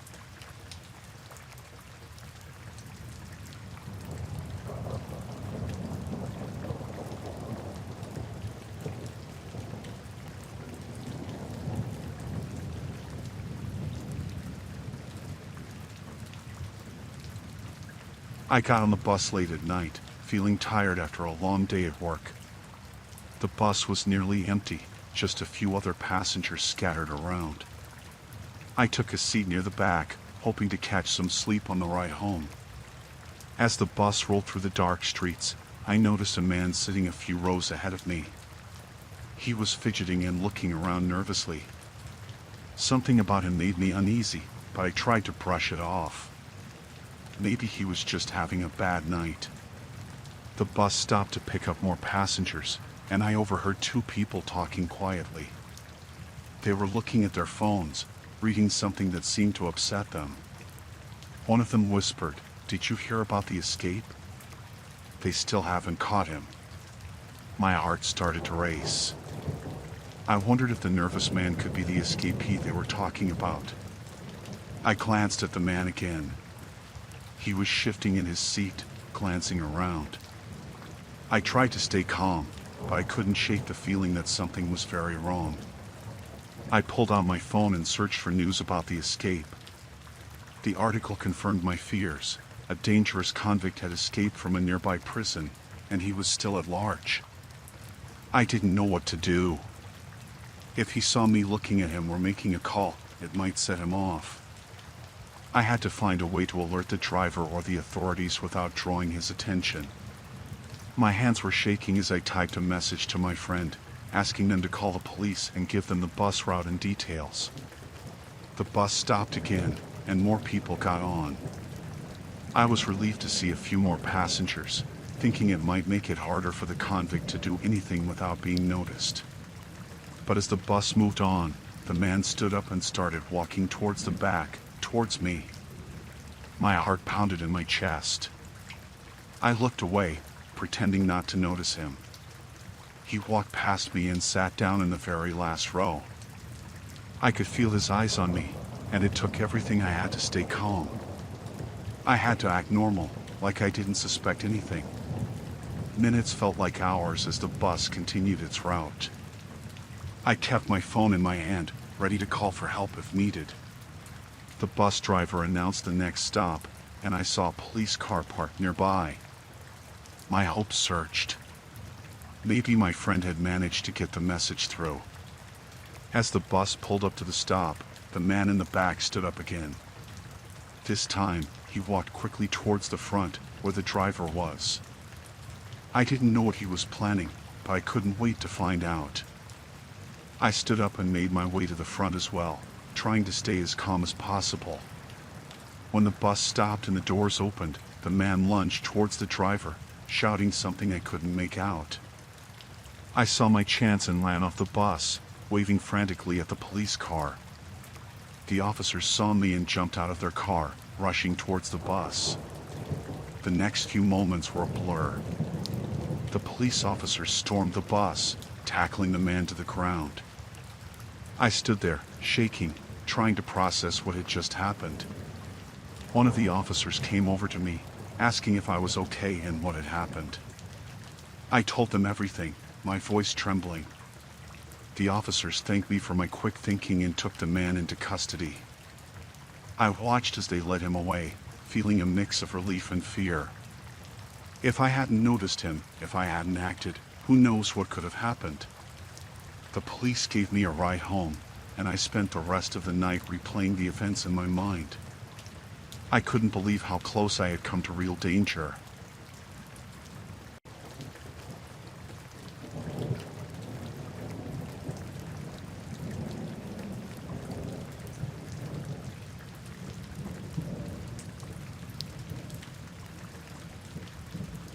When I first saw the new neighbor, something felt off. He moved in late one evening, alone, and didn't seem to have much furniture. The next few days, I noticed he had a lot of visitors, mostly at odd hours. They'd come and go quickly, often carrying small packages. It seemed strange, but I tried not to think too much of it. I started to feel uneasy when I saw one of his visitors, a man with a scar on his face, looking around nervously before entering. I kept telling myself it was none of my business, but the frequency of these visits and their shady demeanor made it hard to ignore. One night, I heard loud arguing coming from his apartment, followed by a crash. I decided to keep an eye out, just in case. Over the next week, my curiosity got the better of me. I began to watch his place more closely. I'd look out my window whenever I heard someone at his door. One evening, I saw him in a heated exchange with another man in a dark coat. They were arguing, and the man in the coat handed over a thick envelope. My neighbor's eyes darted around nervously. A few days later, I noticed a black car parked across the street. The driver seemed to be watching the building. My anxiety grew, but I didn't know who to tell or if I was overreacting. That night, I heard footsteps outside my door. I peered through the peephole and saw my neighbor standing there, looking around as if he was making sure no one was watching. He moved on, but the incident left me rattled. The next day, I found a note slipped under my door. It read, "I know you're watching. Stay out of it." My heart raced. I didn't know what to do. I couldn't call the police without solid evidence, and I didn't want to provoke him. I decided to be more discreet and avoid any direct confrontation. For the next few days, I tried to act normal. I still kept an eye on his place, but I was more careful. One night, I saw him through the window. He was packing his suitcase, looking hurried. I felt a chill run down my spine. Something was definitely wrong. I debated whether to call the police, but I didn't want to be involved if I was wrong. Later that night, there was a knock at my door. I hesitated, then opened it slowly, chain still on. It was my neighbor. He looked angry. "We need to talk," he said, his voice low. "I know you've been spying on me." My stomach dropped. I tried to deny it, but he cut me off. "Just stay out of my business," he warned, then left. I locked the door, my hands shaking. I knew I had to do something. I couldn't just ignore it anymore. I decided to document what I saw and call the police anonymously. I spent the next day writing down everything: the visitors, the arguments, the black car, the note. I was ready to make the call, but fear held me back. That night, I heard noises from his apartment again. It sounded like a struggle. I went to the window and saw the black car parked outside. My neighbor was being dragged out by two men. They shoved him into the car and drove off. I was terrified. I knew I couldn't stay silent any longer. I called the police and told them everything. They took my statement and assured me they would investigate. I felt a bit of relief but was still scared. The next day, the police visited my building. They told me they had been watching my neighbor for a while and that my information had been helpful. A few days later, they arrested several people connected to my neighbor's activities. It turned out he was involved in a drug ring. The police assured me I was safe, but the whole experience left me shaken. I was relieved it was over but couldn't shake the feeling of vulnerability. I spent the next few weeks trying to return to normal. I kept my doors locked and avoided unnecessary interactions. The police kept me updated, and it seemed like the worst was over. But every time I heard a knock or saw an unfamiliar car, my heart would race. Eventually, I moved to a different building.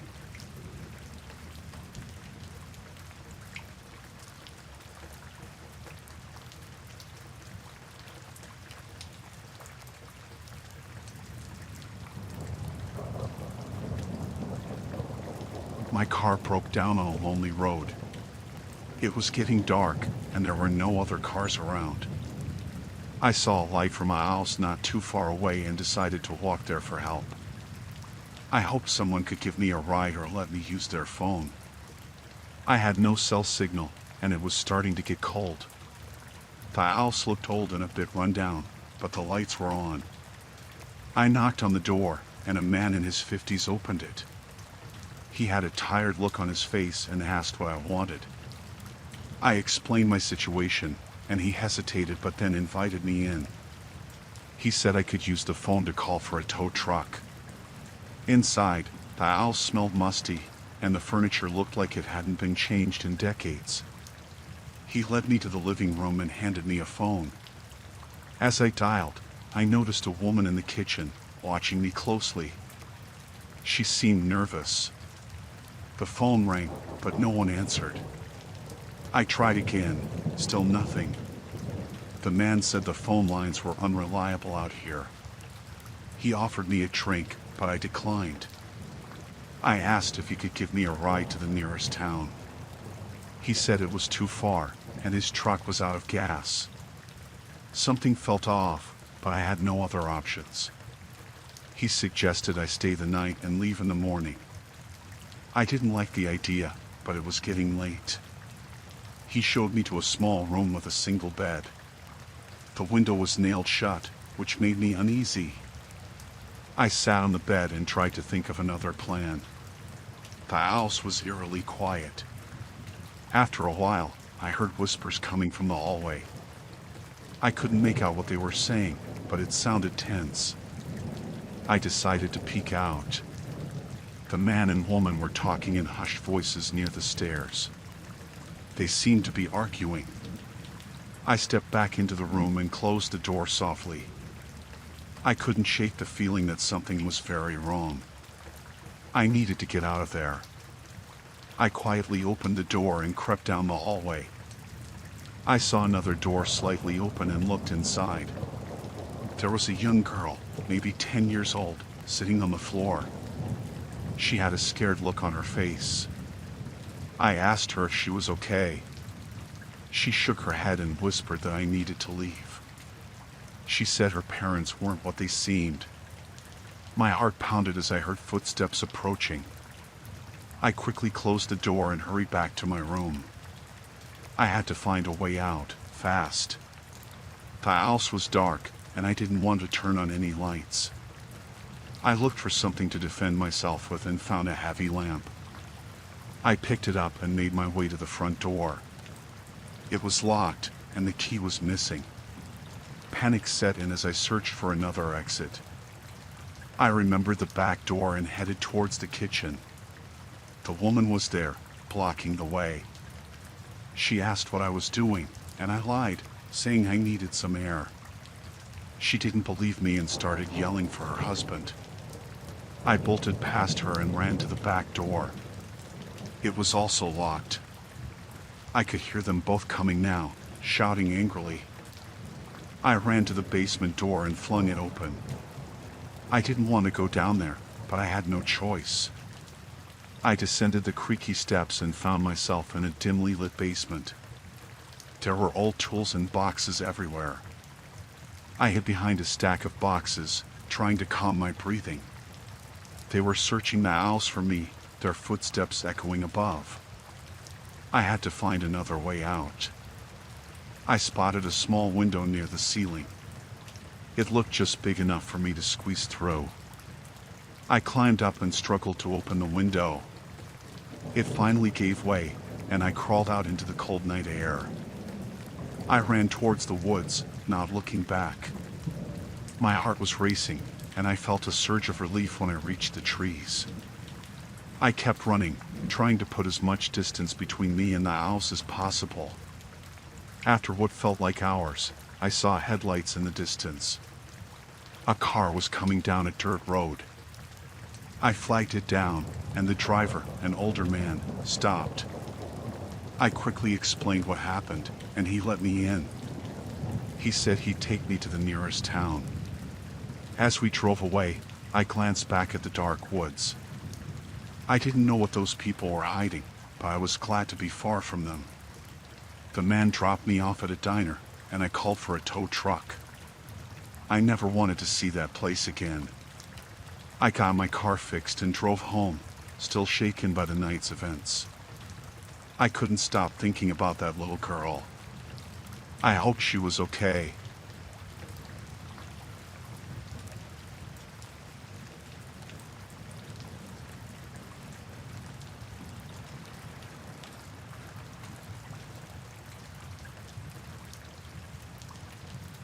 The night started out perfect. The beach party was in full swing, with music playing and people laughing. The bonfire was warm, and the sound of the waves crashing made everything feel like a dream. I was with my friends, and we were having a great time. Then, out of nowhere, a group of strangers appeared. There were about 6 of them, and they looked rough. They weren't invited. They walked straight up to the bonfire and started making themselves at home, grabbing drinks and talking loudly. The atmosphere changed instantly. I noticed one of them, a tall guy with a shaved head, staring at me. It made me uncomfortable. I tried to ignore him and continued talking to my friends, but I could feel his eyes on me. My friend, Lisa, nudged me and whispered that we should leave. I nodded, agreeing. Just as we were about to gather our things, the tall guy approached us. He smiled, but it didn't reach his eyes. He asked if we were leaving already. His tone was friendly, but there was something off about it. We told him we were just moving to another spot on the beach, but he insisted we stay. I felt a knot forming in my stomach. I wanted to leave, but I didn't want to make a scene. I tried to be polite and told him we'd stay a bit longer. He seemed satisfied with that and walked back to his group. I glanced at Lisa, who looked as nervous as I felt. Minutes passed, and the strangers were getting louder and more aggressive. They were starting to harass other people at the party, pushing and shoving, trying to start fights. I knew we had to get out of there. I told Lisa we should just make a run for it. She agreed. We slowly started moving away from the bonfire, trying not to draw attention.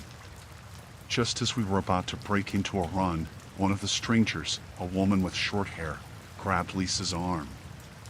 She yanked her back and started yelling at us, accusing us of being rude and trying to ditch them. My heart was pounding. I didn't know what to do. I tried to pull Lisa away, but the woman wouldn't let go. The tall guy saw what was happening and started walking toward us. I knew we were in trouble. I yelled for help, but everyone else was either too scared or too drunk to do anything. The tall guy grabbed my arm, and his grip was like iron. He told us we weren't going anywhere. Panic set in. I had to do something. I remembered the whistle I had on my keychain.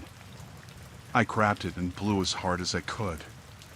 The shrill sound pierced the night, and for a moment, everything stopped. People started looking our way. The tall guy and the woman let go of us, but their eyes were filled with anger. I took the chance and grabbed Lisa's hand. We ran as fast as we could, not looking back. I could hear them shouting behind us, but I didn't stop. We reached the parking lot, out of breath. I fumbled for my keys, my hands shaking. I finally found them and unlocked the car. We jumped in and locked the doors. I started the engine and sped away, not caring about the speed limit. I just wanted to get as far away as possible. We drove in silence for a while, both of us too shaken to speak. Finally, Lisa broke the silence. She thanked me for getting us out of there. I nodded, still trying to calm down. We decided to go to her place since it was closer. We didn't feel safe going back to the party. When we got to Lisa's house, we locked all the doors and windows. We called the police and told them what happened. They said they'd send someone to check it out. We didn't know if they'd do anything, but it made us feel a little better. That night, I couldn't sleep. Every time I closed my eyes, I saw the faces of those strangers. I kept thinking about what could have happened if we hadn't gotten away. The fear and adrenaline from the night still lingered. The next morning, we heard from some friends that the police showed up at the beach. The strangers were gone, but they found signs of a fight. No one was seriously hurt, but the party was over. I was relieved it didn't end worse, but I knew I wouldn't feel safe for a long time. Lisa and I stuck together for the next few days. We didn't go out much, and when we did, we stayed in crowded places. The experience changed us. We were more cautious, more aware of our surroundings. We didn't want to take any chances. Eventually, things started to go back to normal. But I'll never forget that night. It taught me that danger can appear out of nowhere, and you have to be ready. I was grateful we got out safe, but I knew not everyone was that lucky. The fear stayed with me, a reminder of how quickly things can turn. I learned to trust my instincts and to act fast when something feels wrong. It's a lesson I'll carry with me for the rest of my life.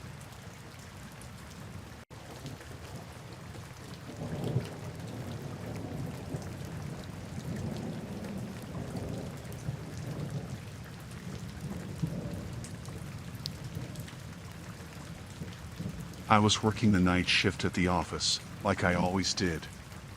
The building was mostly empty. Most of my colleagues were long gone, and the only sounds were the hum of the air conditioning and the occasional clack of my keyboard. I was in the middle of sorting through some reports when I noticed something odd on the security cameras. One of the screens showed movement on a floor that was supposed to be completely empty. I checked the time, and it was past midnight. Curious, I pulled up the camera feed for that floor. The image was grainy, but I could see figures moving around. I wasn't expecting anyone else to be there. I decided to go check it out. I grabbed my flashlight and a pair of security keys, just in case. The elevator ride to the top floor was slow, and I felt a knot in my stomach. I kept thinking about what I might find. When I reached the floor, I stepped out into the dimly lit hallway. I moved quietly, trying not to make a sound. I followed the hallway towards the source of the movement on the cameras. The lights flickered occasionally, adding to the eerie feeling. As I approached the source, I heard voices. I ducked behind a large potted plant and peered around it. I saw a group of people in dark clothing, huddled around a large set of blueprints.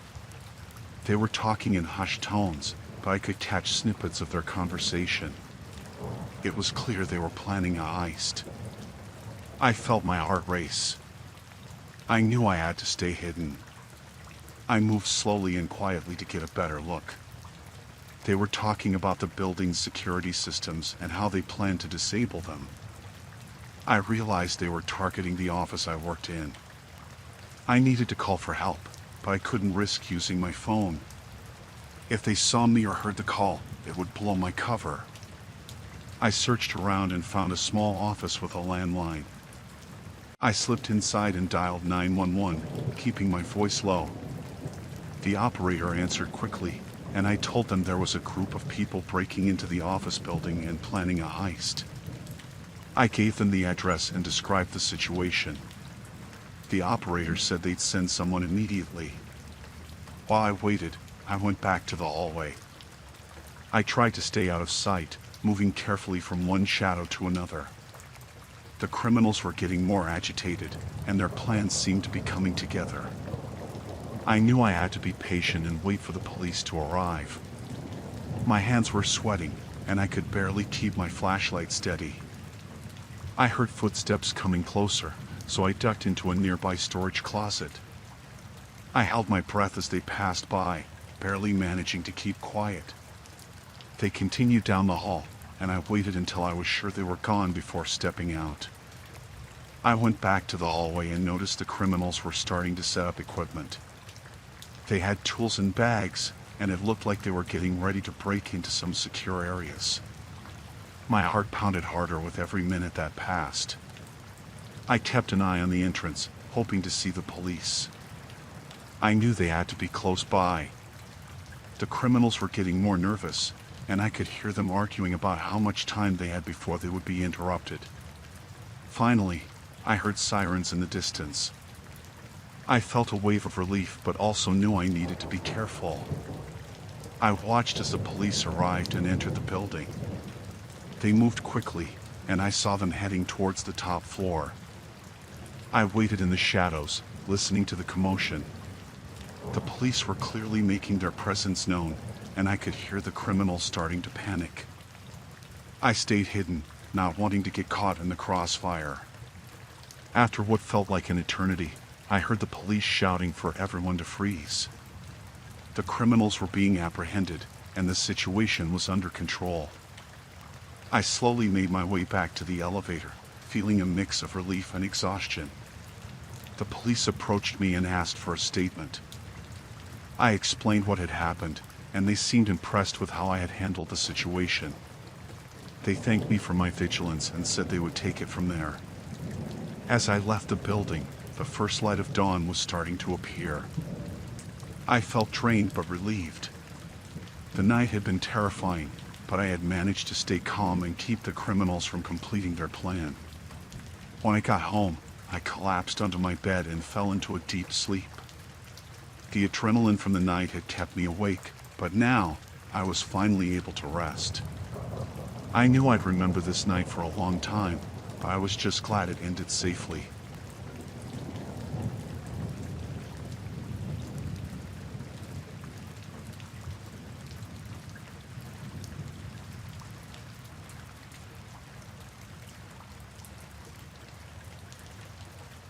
The power went out at around 9 p.m.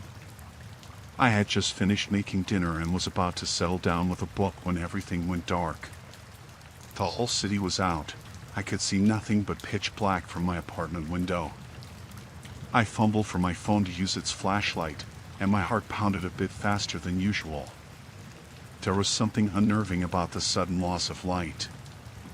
I found a few candles in a drawer and lit them. Their flickering light cast strange shadows on the walls, making the room look eerie. I sat on the couch, trying to relax. The quiet was unnerving too. Usually, there were sounds from the street, people, cars, but now it was silent. A faint sound caught my attention. It was a creak, like a floorboard shifting. I told myself it was just the building settling, but it sounded too close. I stood up, holding my phone out in front of me. The light barely pierced the darkness, but it was better than nothing. I moved slowly towards the sound, trying to be as quiet as possible. The candles flickered as I passed, and the shadows seemed to dance around me. My heart was racing, and my mind kept imagining the worst. As I reached the hallway, I heard another noise. This time, it was a soft thud, like something falling onto the carpet. I froze, straining my ears to hear better. There was nothing for a moment, and then a shuffle, like someone moving quietly. I felt a chill run down my spine. I wasn't alone. Someone was in my apartment. I backed away slowly, trying not to make any noise. I needed a weapon, something to defend myself. I headed to the kitchen, where I kept a few knives. As I grabbed a knife from the drawer, I heard footsteps. They were slow and deliberate, coming from the direction of my bedroom. My breath caught in my throat. I needed to stay calm, but panic was rising inside me. I moved to the living room and hid behind the couch. The footsteps grew closer, and I could see a faint light moving down the hallway. It wasn't the flickering light of a candle. It was steady, like a flashlight. My hands were shaking, gripping the knife tightly. The light swept into the living room, illuminating the furniture and the walls. I could hear my own heartbeat, loud and fast. The intruder was close. I held my breath, trying to make myself as small as possible behind the couch. The footsteps stopped, and the light paused in the center of the room. I could see the shadow of the intruder on the wall. They were tall and moved with a sense of purpose. I felt a surge of fear. I had to get out of here. I slowly crawled towards the back door, keeping low to the ground. The intruder's light moved again, sweeping across the room. I reached the door and tried to open it as quietly as possible. The hinges creaked, and I froze.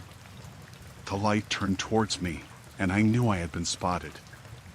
I bolted, running out into the hallway. The intruder was right behind me, their footsteps pounding on the floor. I ran down the stairs, my knife still in hand. The building was completely dark, and I stumbled several times, almost falling. I reached the ground floor and burst out the front door. The street was just as dark as my apartment, but at least I was outside. I kept running, not daring to look back. I could hear the intruder behind me, their footsteps echoing in the empty streets. I turned a corner and hid behind a dumpster, trying to catch my breath. My heart was racing, and I could feel sweat running down my back. I listened, but I couldn't hear the footsteps anymore. Maybe I had lost them. I stayed there for what felt like an eternity, afraid to move. The city was still dark, and the silence was almost oppressive.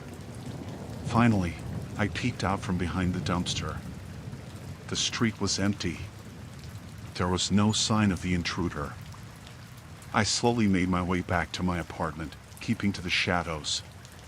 When I reached my building, I looked around carefully before entering. I took the stairs back up to my floor, my knife still in hand. The door to my apartment was open, and I could see the faint glow of my candles inside.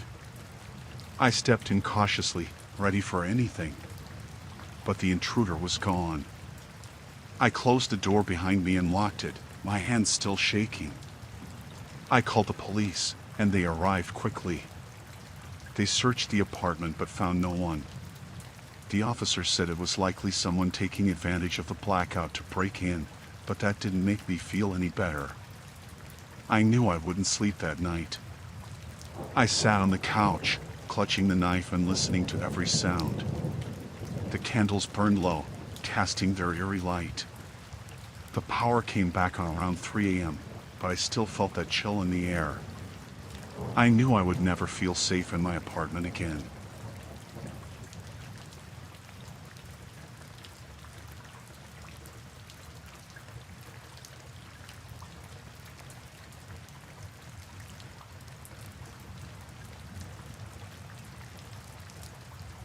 When I rented the apartment for the summer, I was looking forward to a break from my routine.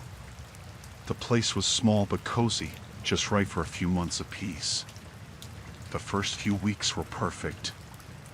I spent my days exploring the city and my nights relaxing with a book or a movie. One evening, I noticed something odd. My TV had a slight reflection, and I saw a tiny, blinking red light behind me. I turned around, but there was nothing there. I brushed it off as a trick of the light. The next day, I saw the light again, this time from the corner of my living room. I got up and searched around, moving furniture and looking behind shelves. Nothing. I started to feel uneasy. I decided to do a thorough check of the apartment. I moved the couch, lifted the carpets, and examined every corner. In the bedroom, I noticed a small hole in the wall, just above the wardrobe. I climbed up and peered inside. There was a small camera, hidden away, its lens staring right at me. My heart pounded in my chest. I pulled the camera out and followed the wire. It led to a tiny hole behind a bookshelf, drilled through the wall. I realized there could be more cameras. I checked the bathroom next. Sure enough, there was another one, hidden behind the vent. Panic set in. Someone had been watching me. I didn't know for how long or who it was. I needed to find out. I took the cameras and went to the building manager. He seemed surprised, but I could tell he knew something. He stammered and said he would look into it. That night, I couldn't sleep. Every sound made me jump. I kept thinking about who could be watching and why. The next morning, I decided to take matters into my own hands. I went to the local electronics store and bought a bug detector. I spent hours sweeping the apartment. I found 3 more cameras, all well hidden. I felt violated and exposed. I needed to find out who was doing this. I started to watch the building manager closely. He seemed nervous whenever he saw me. I noticed he had a routine. He always left the building at the same time every day. One afternoon, I followed him. He walked to a nearby cafe and met with a man I had never seen before. They talked for a while, and then the man handed him an envelope. My stomach churned. I was getting closer, but I needed proof. I went back to the building and decided to search the manager's office. I waited until he left for the day, then picked the lock and slipped inside. I found a hidden panel behind his desk, filled with videotapes and a small monitor. My stomach twisted as I saw tapes labeled with my apartment number and dates going back months. I took the tapes and left quickly. Back in my apartment, I watched a few. The footage was of me, in every room, doing everything. Someone had been watching my every move. I called the police and reported what I had found. They came quickly and took the evidence. That night, I still couldn't sleep. I felt like I was being watched. The police called me the next day. They had arrested the building manager and his accomplice. They had been running a voyeurism operation, recording tenants and selling the footage online. Even though they were caught, I still felt uneasy. I moved out of the apartment immediately. I found a new place, far away, and made sure to check every inch of it for hidden cameras. The experience changed me. I was more cautious, always checking for cameras or anything suspicious. I couldn't shake the feeling of being watched. It took a long time to feel safe again. Now, I double-check everything. I don't take my privacy for granted. I learned to trust my instincts and to act on them. I survived that summer, but it left a mark. I hope I never have to go through something like that again. But I know that if I do, I'll be ready. I'll fight back, and I'll survive. Because no one has the right to invade my privacy, and I'll do whatever it takes to protect myself.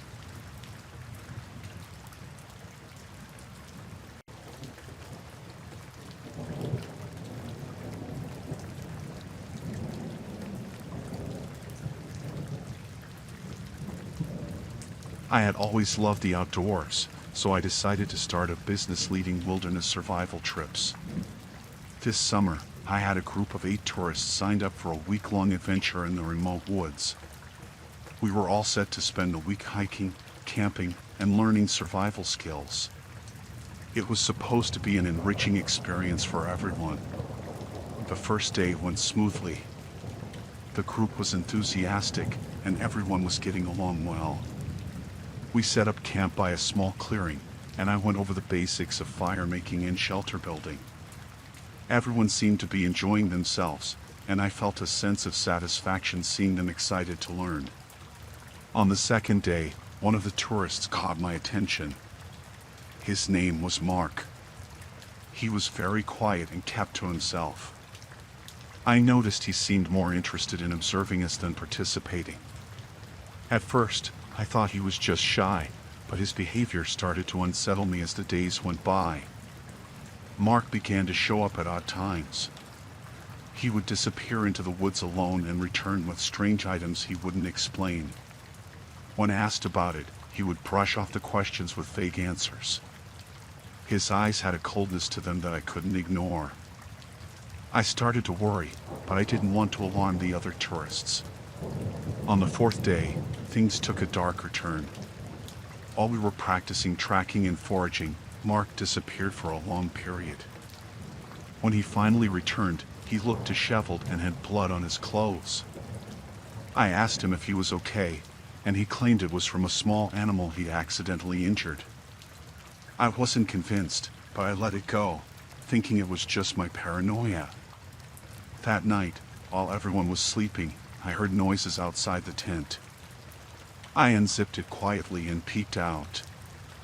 I saw Mark walking around the perimeter of the camp with a flashlight, scanning the area in a methodical way. He wasn't looking for something, he was searching for something specific. The next morning, I confronted him about his behavior. He laughed it off and said he was just checking for wild animals. I wanted to believe him, but I couldn't shake the feeling that something was very wrong. We continued with the trip, but the tension was palpable. Mark's behavior became increasingly erratic. He would stare at the others with an intensity that made everyone uncomfortable. I could sense that the group was starting to pick up on the unease, and I needed to keep everyone calm and focused. By the 6th day, we decided to go for a longer hike, hoping it would distract us from the growing discomfort. Mark was supposed to stay at camp, but he insisted on coming along.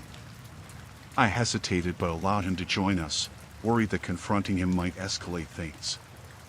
During the hike, we stopped for lunch by a stream. Mark wandered off again, and I was growing increasingly concerned. I gathered everyone to make sure we stayed together and safe. As we ate, I noticed that Mark had a strange bulge under his jacket. When he went to the bathroom, I saw him placing something in his backpack, something metallic. After lunch, I decided to follow Mark discreetly. I trailed him through the woods, keeping out of sight.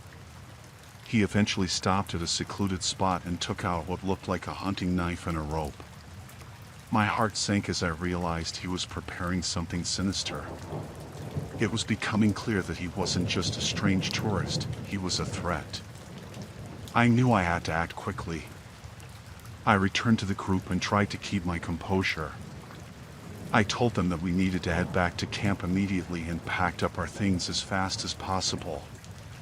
I didn't want to panic anyone, but I made sure to keep Mark in sight. When we got back to camp, I told everyone we were going to pack up and leave early due to unexpected changes in weather conditions. I started gathering our gear, trying to appear as calm as possible. Mark watched with a strange interest but said nothing. As we were packing, I noticed Mark trying to sneak away with his backpack. I confronted him and asked him where he was going. He claimed he was just going to get some fresh air, but his eyes betrayed his intentions.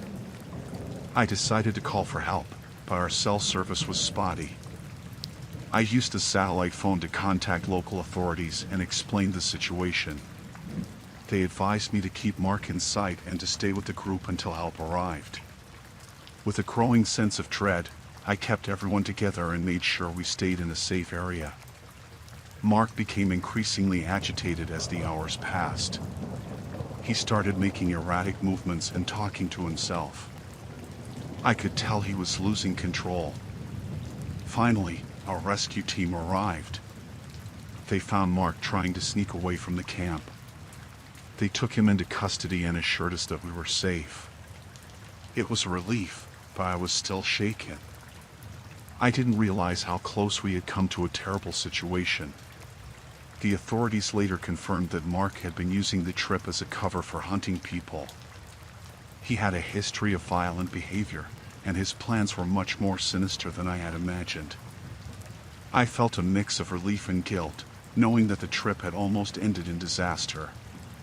The rest of the trip was subdued. We returned home, and everyone was safe. I made sure to follow up with the tourists to ensure they were okay.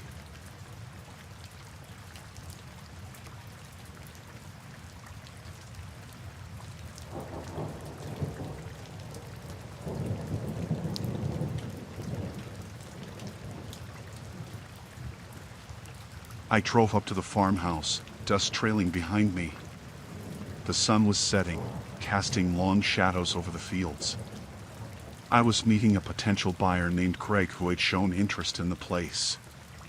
The house was old but charming, and I was hopeful this would be a quick sale.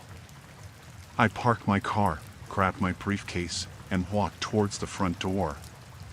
When I knocked, the door creaked open on its own. I called out for Greg, but there was no response. I stepped inside, the wooden floorboards creaking under my feet. The air inside was musty, and it felt like no one had been there for years. I checked my phone for any messages but had no service. I decided to look around. Maybe Greg was already inside. The living room was empty, except for some old furniture covered in dust. I moved to the kitchen, calling out his name again. Still no answer. On the kitchen table, I found a note with my name on it. It said, "Hannah, come upstairs." My stomach knotted up, but I tried to stay calm. Maybe he was just shy or nervous. I went up the narrow staircase, each step echoing through the house. At the top, I found a hallway with several doors. The note didn't specify which room, so I started with the first one on the left. It was a bedroom, empty and cold. The bed looked like it hadn't been used in years. I backed out and tried the next room. It was a bathroom, equally neglected. As I moved to the third door, I heard a noise behind me. I spun around, but there was nothing there. My heart was racing now. I opened the door and found an office. Papers were scattered everywhere, and the window was open, letting in a slight breeze. I walked over to the desk and saw another note. This one said, "Basement." I hesitated. This was getting too weird. I decided to leave and call the office once I had service again. As I turned to go back downstairs, I heard the front door slam shut. Panic set in. I ran down the stairs, but when I reached the bottom, I saw a figure standing in front of the door. It was a man, and he didn't look like any buyer I'd ever met. "Who are you?" I demanded, trying to keep my voice steady. He smiled, but it didn't reach his eyes. "Craig couldn't make it. I'm here instead." I felt a chill run down my spine. "I think there's been a misunderstanding. I'll just leave now." He shook his head slowly. "I'm afraid you can't do that, Hannah." I backed up, looking for another exit. The windows were boarded up from the outside. My only chance was the back door. I made a run for it, but he was faster. He grabbed my arm and pulled me back, his grip like iron. I struggled, kicking and screaming, but he didn't let go. "Let me go!" I shouted, but he just laughed. He dragged me towards the basement door. I fought harder, but it was no use. He was too strong. He opened the door and shoved me down the stairs. I tumbled down, hitting the cold concrete floor hard. Pain shot through my body, but I forced myself to get up. The basement was dark and smelled damp. I could hear him coming down the stairs, his footsteps slow and deliberate. I looked around frantically for something to defend myself with. There was nothing but old furniture and boxes. Then I saw a metal pipe in the corner. I grabbed it and held it up, ready to swing. He reached the bottom of the stairs and paused. "There's no need for that," he said, his voice calm. "Stay back." I warned, my hands shaking. He took a step closer. I swung the pipe, but he dodged it easily. He lunged at me, and we both fell to the ground. The pipe slipped from my hands. He pinned me down, his face inches from mine. "You're not leaving here," he whispered. I felt a surge of adrenaline. I twisted my body and managed to get one hand free. I reached for the pipe and swung it at his head. It connected with a sickening thud. He fell to the side, and I scrambled to my feet. I didn't wait to see if he was unconscious. I ran up the stairs and out the back door. I sprinted through the fields, not looking back. I could hear him yelling behind me, but I didn't stop. My car was in sight, and I prayed the keys were still in my pocket. I reached the car and fumbled with the keys, my hands trembling. Finally, I got the door open and jumped in, locking it behind me. The engine roared to life, and I sped down the dirt road, not stopping until I reached the nearest town. I went straight to the police station and told them everything. They went to the farmhouse but found it empty. The man was gone, and there was no sign of him. I never found out who he was or what he wanted. The farmhouse was put up for sale again, but I couldn't bring myself to go back. The experience haunted me, and I couldn't shake the feeling that he was still out there, watching and waiting.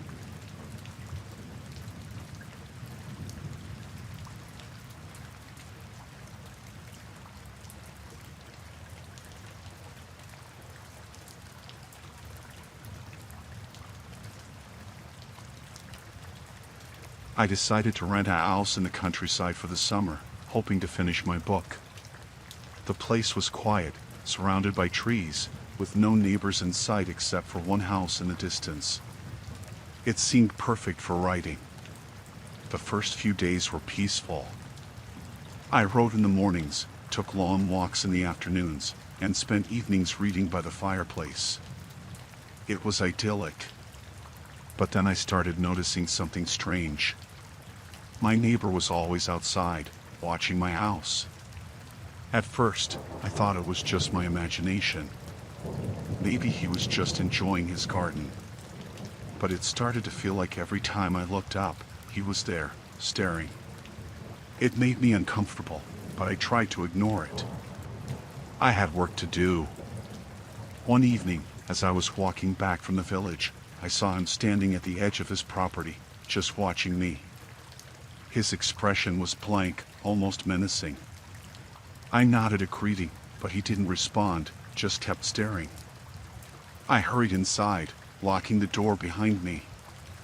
That night, I couldn't sleep. I kept hearing noises outside, like someone was walking around the house. I told myself it was just animals, but deep down, I was scared. The next morning, I found footprints in the dirt around my house.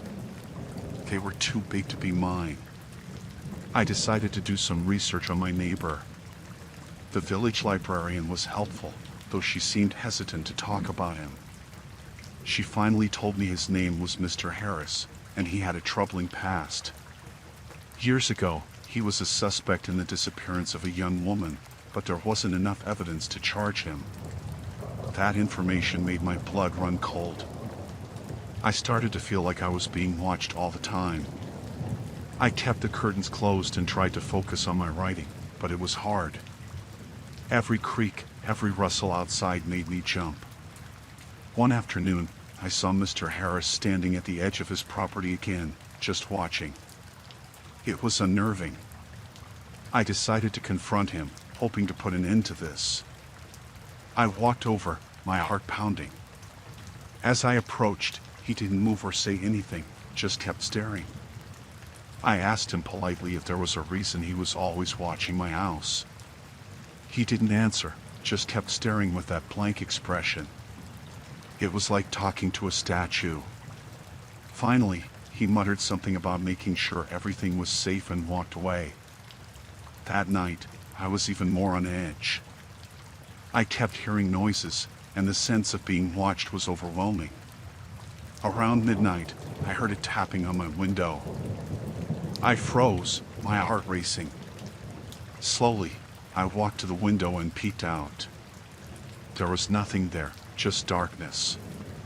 The next morning, I found more footprints around the house. They led to my windows and back door. I decided it was time to leave.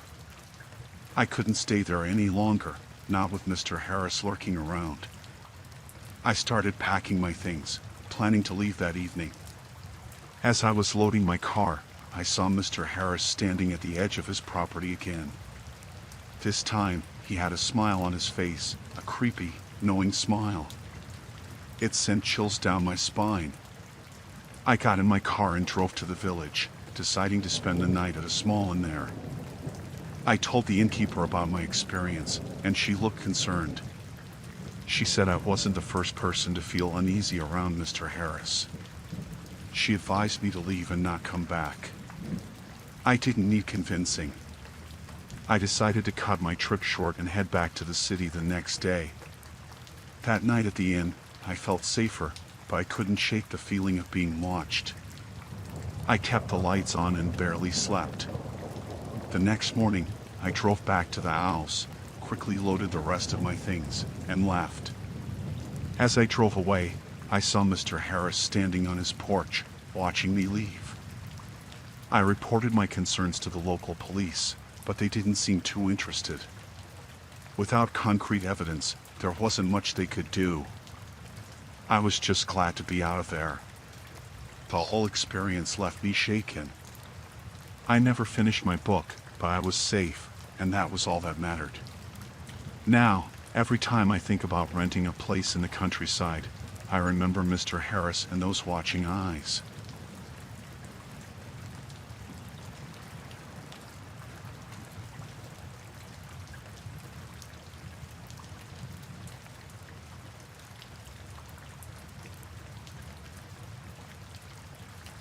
I noticed a man early in the morning, dressed in a utility worker uniform, inspecting the houses on my street. He wore a hard hat and had a tool belt slung around his waist. He seemed to be checking the meters or something.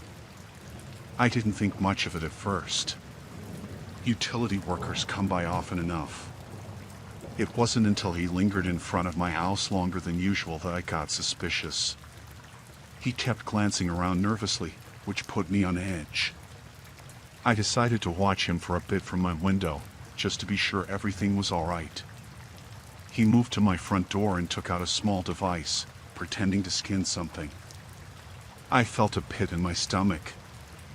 I knew something wasn't right. I kept watching, my heart pounding. He then walked around to the side of my house, out of my line of sight. I quickly moved to another window to keep an eye on him. That's when I saw him trying to open one of the windows. He was no utility worker. This was a burglar, plain and simple. I took a deep breath, trying to calm my nerves. My police training kicked in. I knew I had to act fast. I grabbed my phone and called the police, whispering the situation to the dispatcher. I didn't want to alert the burglar that I was onto him.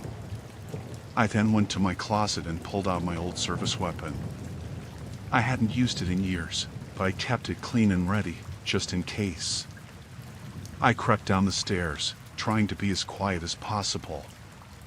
I could hear the man now, jiggling the window lock, muttering to himself.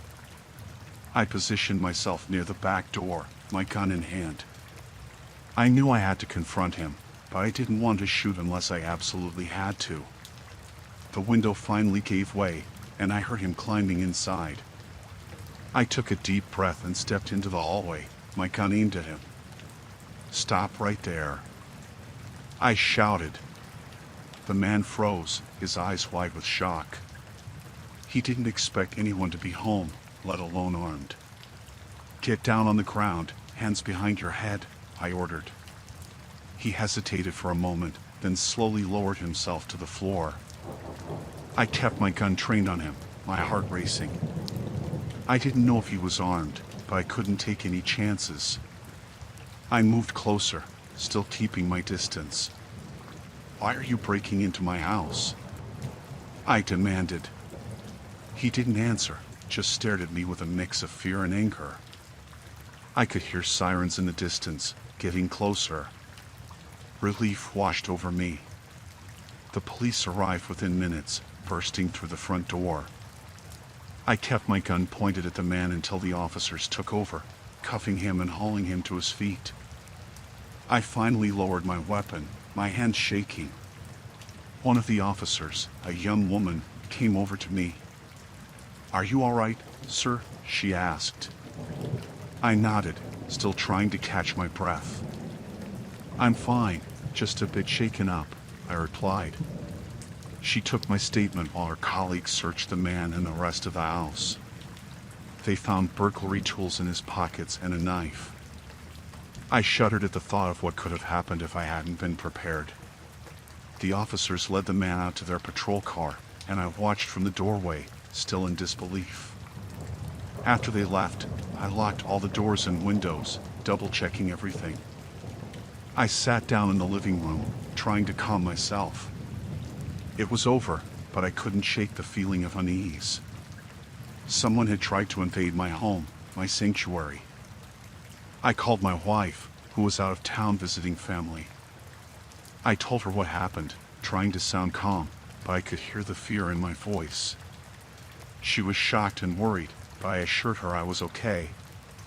That night, I couldn't sleep. Every noise made me jump, every creak of the house set my heart racing. I kept my gun close, just in case. The image of the man's face, his wide eyes staring at me, was burned into my mind. In the days that followed, I installed a security system, complete with cameras and alarms. I needed to feel safe again, needed to know that my home was protected. The police kept me updated on the case. The man was a known burglar, wanted for several break-ins in the area. It took a while, but I eventually started to feel normal again. I went back to my routine, though I was always more cautious, always more aware of my surroundings. The experience had changed me, made me realize how vulnerable we all are. I was grateful for my training, for the skills that allowed me to protect my home. But more than that, I was grateful that it ended without anyone getting hurt. It was a terrifying reminder of how quickly things can go wrong, but also of the strength we find in ourselves when we need it most.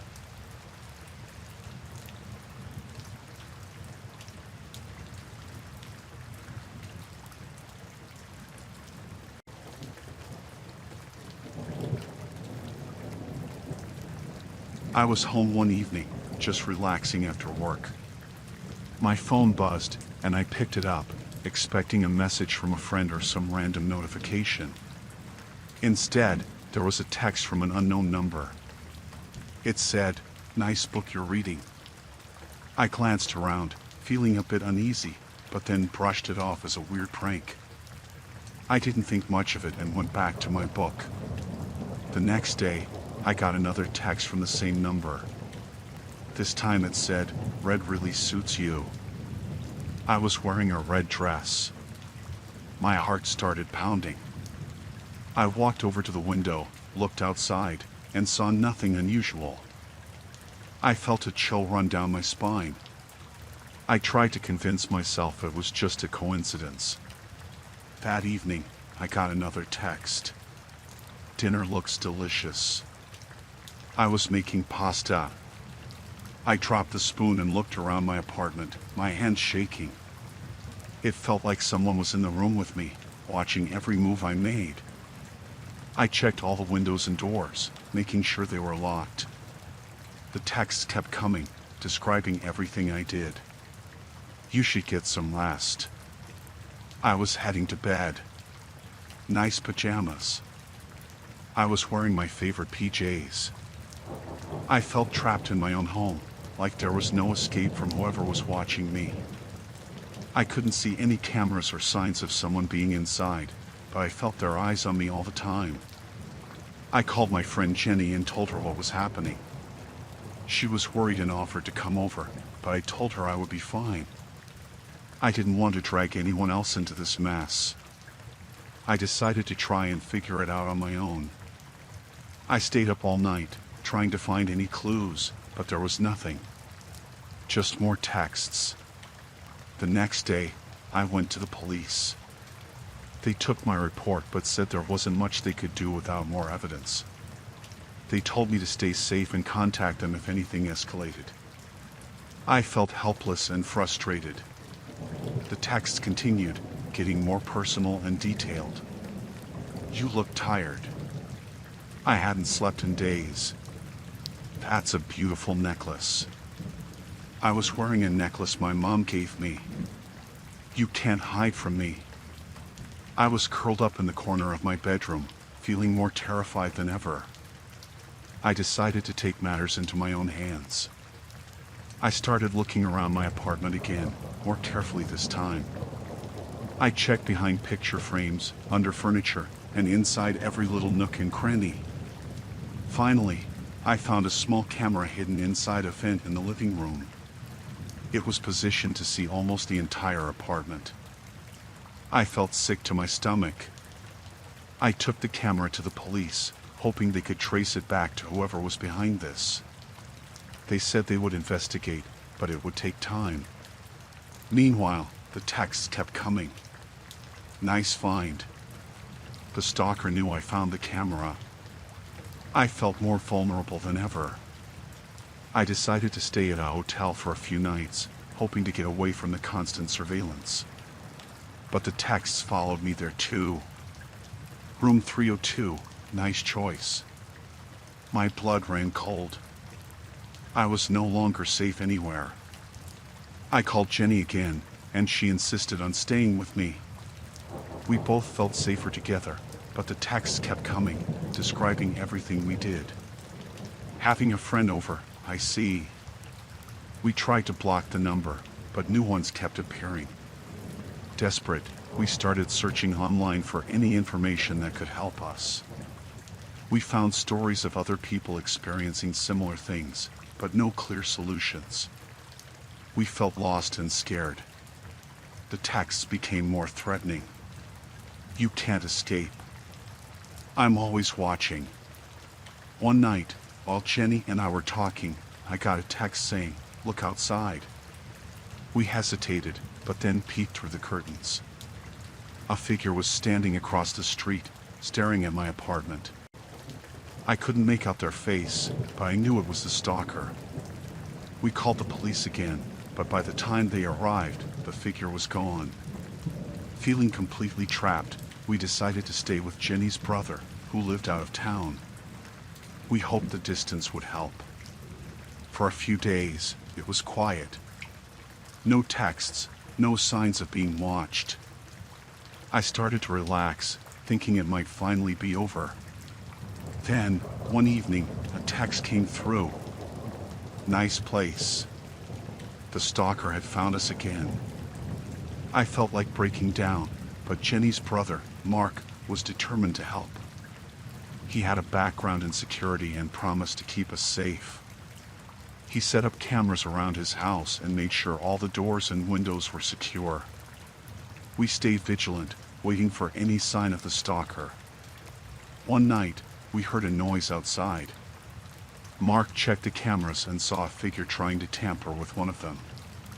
He called the police and went outside with a baseball bat to confront them. The stalker ran off before Mark could get a good look, but the police arrived quickly and started a search. They found a car parked a few blocks away with equipment inside for surveillance. The car was traced back to a man who had a history of stalking and harassment. He was arrested, and we finally felt a sense of relief. The police told us it would take time to gather enough evidence for a conviction, but at least he was off the streets for now. I moved to a new apartment with better security and kept in close contact with Jenny and Mark. The text stopped, and I started to feel safe again. It took time to rebuild my sense of security, but I knew I had strong people around me to help.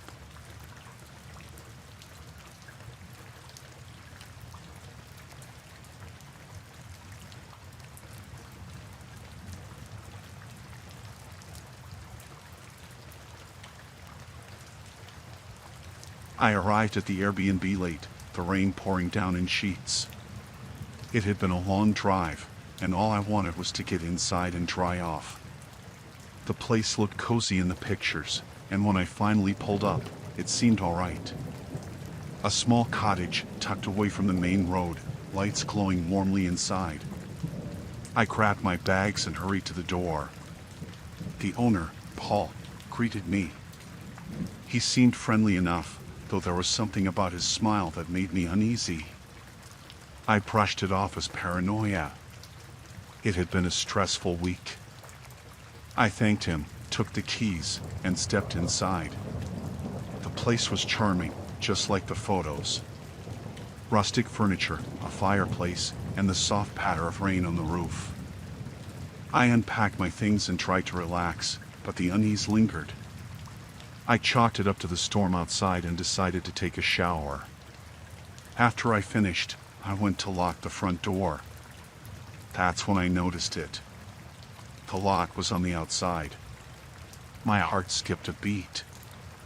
I checked the other doors and windows. All of them had the same setup. Locks on the outside, none on the inside. Panic set in. I tried calling Paul, but my phone had no signal. The Wi-Fi wasn't working either. I felt trapped. The rain pounded harder, and the wind howled through the trees. I needed to think. I needed to find a way out without letting him know I was onto him. I remembered seeing a small window in the bathroom that might be big enough to crawl through. Quietly, I made my way there. I tried opening it, but it was painted shut. I started to panic again, but I knew I had to stay calm. I looked around for something to break the glass. There was a heavy candle holder on the sink. I grabbed it and, with a silent prayer, swung it at the window. The glass shattered, and I froze, listening for any signs that Paul had heard. Nothing. I cleared away the shards and tried to squeeze through. It was a tight fit, but I managed to get my upper body out. That's when I heard footsteps. I scrambled, pushing myself the rest of the way out. I fell into the mud outside, the rain soaking me instantly. I didn't have time to think about it. I got up and ran. The trees were dense, and the darkness made it hard to see. I stumbled over roots and rocks, my heart pounding in my chest. I heard a door slam behind me and knew Paul was coming. I had to keep moving. I ran until my lungs burned and my legs felt like they would give out. I found a small clearing and hid behind a fallen log, trying to catch my breath. I could hear Paul shouting, calling my name, his voice getting closer. I needed to find help, but I didn't know where I was. I decided to keep heading away from the cottage, hoping I'd find a road or another house. I moved as quietly as I could, every sound making my heart race. After what felt like hours, I saw lights through the trees. A house. I crept closer, praying someone was home. I reached the edge of the yard and saw a car in the driveway. I ran to the front door and banged on it, hoping whoever was inside would help me. The door opened, and an older woman stood there, looking confused and worried. I tried to explain what happened, but I was out of breath and soaking wet. She let me in and called the police. I could hear Paul's shouts in the distance, but I knew I was safe now. The police arrived quickly, and I told them everything. They found Paul searching the woods near the cottage. He tried to deny everything, but they found evidence in the house that backed up my story. Hidden cameras, restraints, things that made my skin crawl. I never found out what Paul's true intentions were, and I didn't want to. I just wanted to forget the whole ordeal. The police assured me he would be locked up for a long time, but it didn't make me feel much better. The rain had stopped by the time I left the police station. A friend picked me up and drove me home. I spent the rest of the night wide awake, listening to every creak and rustle, afraid that somehow Paul would find me. I knew it was irrational, but after that night, I couldn't help but feel that I was never truly safe.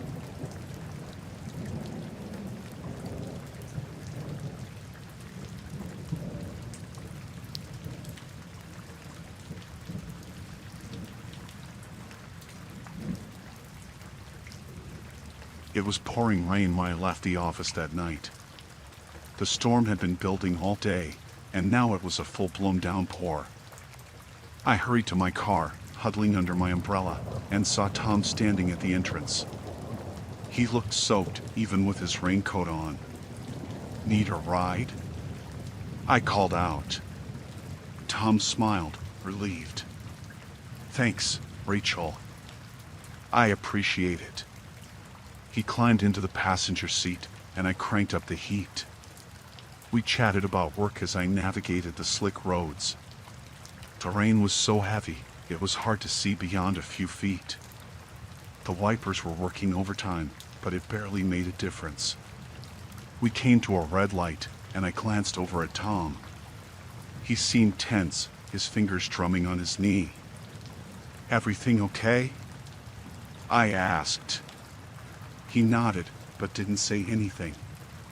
The light turned green, and I started to drive. A few blocks later, I noticed Tom wasn't in the car anymore. My heart skipped a beat. I hadn't heard the door open or felt any movement. I pulled over, panic rising. How could he just disappear? I got out, looking around, calling his name. The rain was relentless, soaking me in seconds. There was no sign of him anywhere. I got back in the car, my mind racing. Did he jump out? Why didn't I hear anything? I decided to head back to the office. thinking maybe he had gone back there for some reason. When I arrived, the building was dark and locked up. I knocked on the door, hoping the night guard might have seen something. No answer. I was alone. I drove around the area, circling the blocks near where he vanished, but there was no sign of Tom. Feeling desperate, I called the police. They said they would send someone out to take a report, but their tone made it clear they thought he probably just decided to walk home. I sat in my car, shivering from the cold and the fear. Something was very wrong. I decided to go to Tom's apartment, hoping he might be there. When I got there, his lights were off. I banged on his door, but no one answered. As I turned to leave, a figure stepped out of the shadows. I jumped, recognizing one of Tom's neighbors. He looked at me with a mix of curiosity and concern. "You looking for Tom?" he asked. I nodded. "Have you seen him?" He shook his head. "Not since this morning." "Is something wrong?" I explained what had happened, and he looked even more worried. "Tom's been acting strange lately. He mentioned something about being followed, but I thought he was just stressed from work." The rain kept pounding down as I got back into my car. My phone rang, and I saw it was an unknown number. I hesitated, then answered. "Rachel," a voice said. It was Tom, but he sounded scared. "Tom, where are you?" "I don't have much time." "Don't trust them," he whispered. The line went dead. My hands were shaking as I tried to call him back, but it went straight to voicemail. I had no idea what was going on, but I knew I couldn't go to the police. They wouldn't believe me. I drove around aimlessly, trying to piece together what little I knew. My thoughts were interrupted by the sight of a black car that seemed to be following me. Every turn I made, it was right there behind me. Panic set in.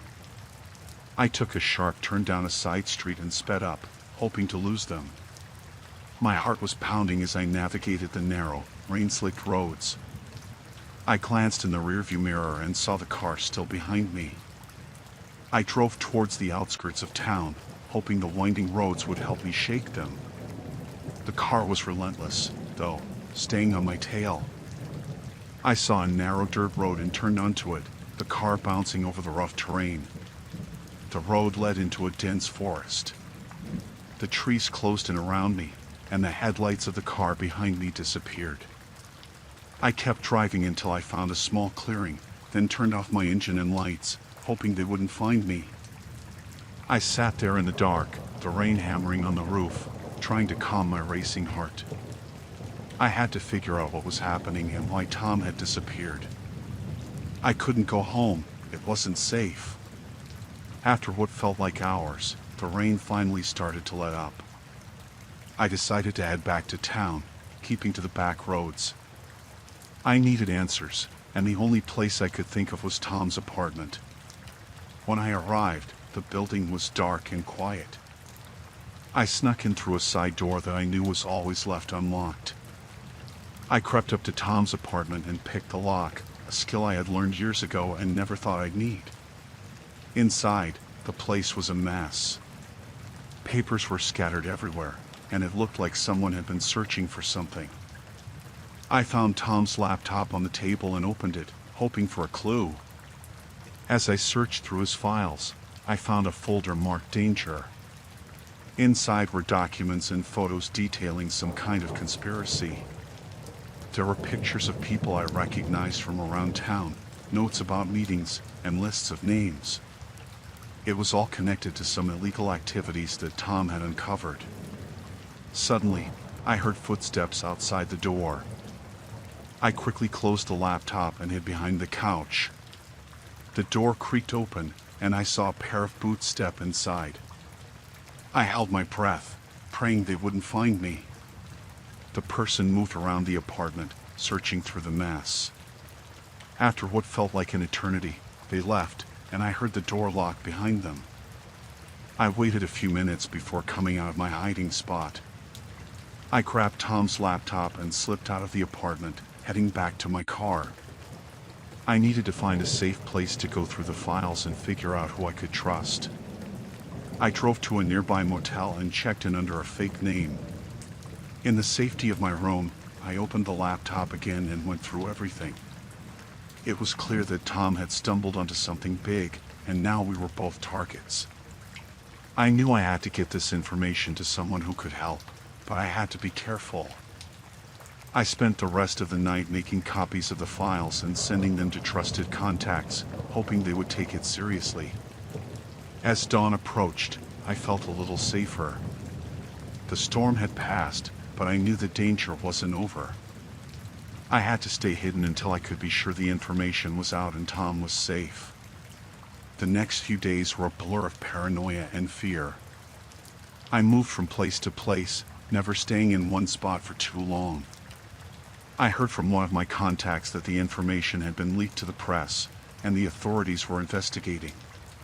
Finally, I got a call from Tom. He was safe, hiding out in a different city. He thanked me for helping him, and we agreed to lay low until things blew over.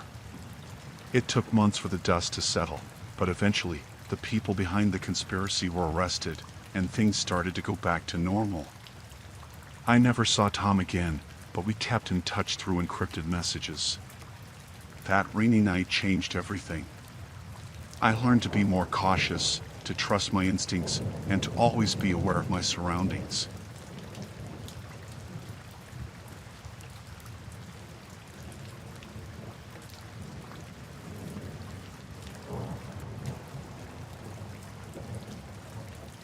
I had been hiking all day, and the rain started coming down hard as evening approached.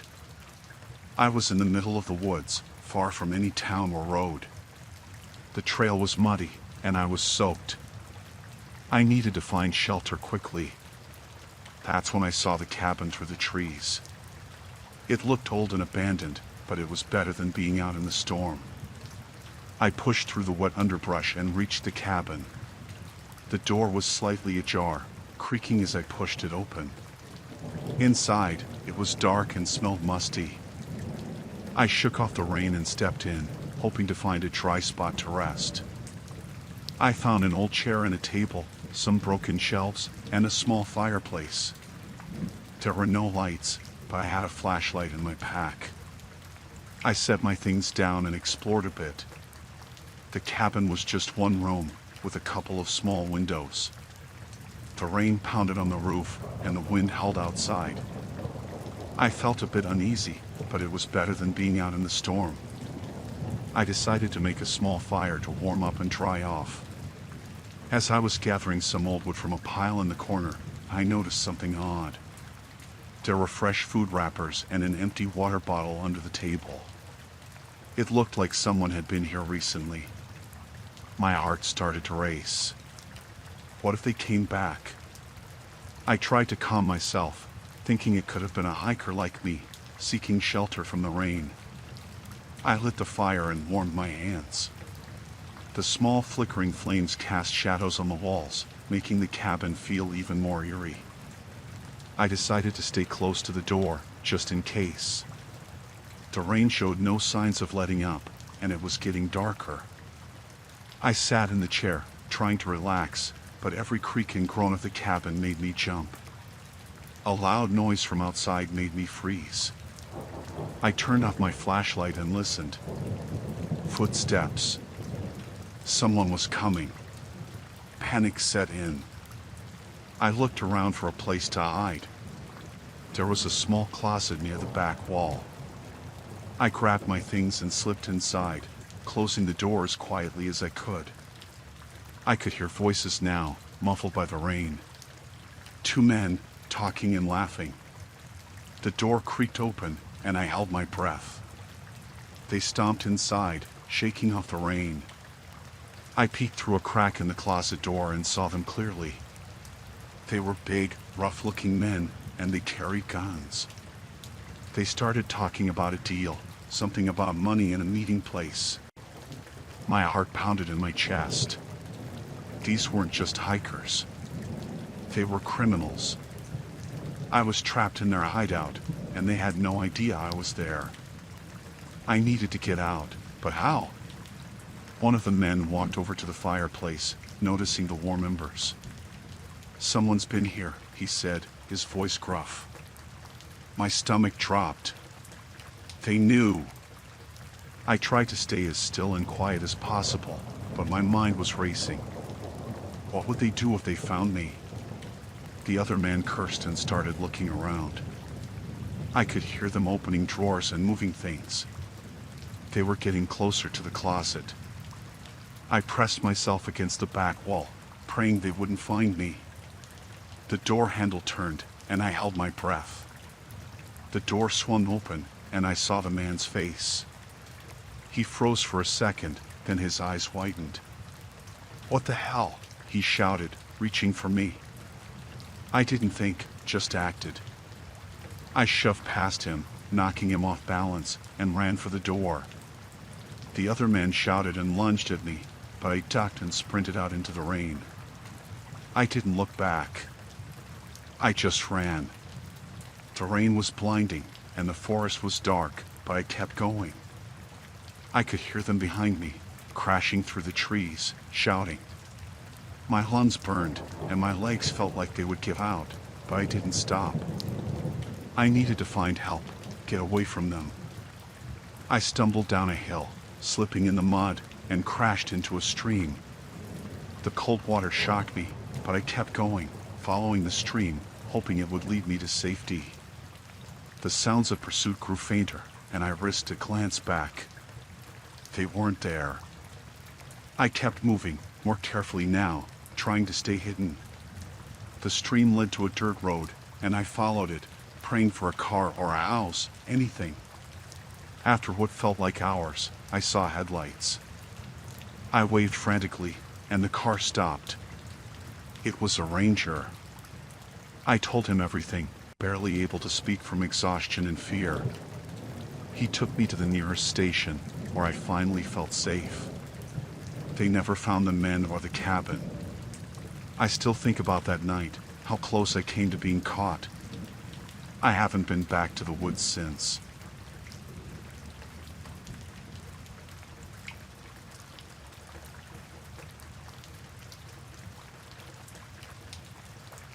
It was a night like any other, except for the storm. The rain hammered against the windows, and the thunder seemed to shake the whole house.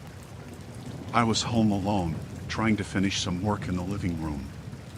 The power went out suddenly, plunging the house into darkness. I fumbled for my phone, using the flashlight to find my way around. I lit a few candles and placed them around the room, the flickering light casting eerie shadows on the walls. I felt a bit uneasy but chalked it up to the storm. The wind howled outside, and the old house creaked and groaned. I decided to go to bed, hoping the power would be back by morning. As I climbed the stairs, I heard a noise coming from downstairs. At first, I thought it was just the storm, but then I heard it again. A faint thud, like something being knocked over. My heart started to race. I knew every sound this house made, and this was different. I paused on the stairs, straining to hear. There it was again, louder this time. Someone was in my house. I felt a cold sweat break out on my forehead. I reached for my phone, but there was no signal. I was completely cut off. I crept back downstairs, my footsteps barely making a sound. I had to see what was going on. As I reached the bottom, I peered around the corner into the living room. The candles were still burning, casting long shadows. I saw movement out of the corner of my eye. Someone was in the kitchen.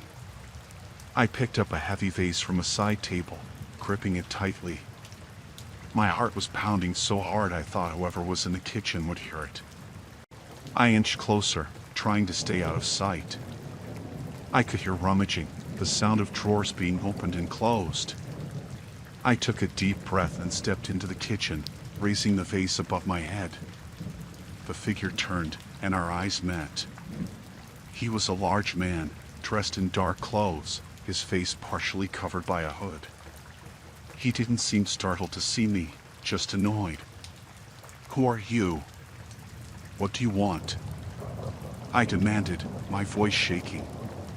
He didn't answer, just took a step toward me. I swung the vase, but he was quicker. He grabbed my wrist, twisting it painfully until I dropped the vase.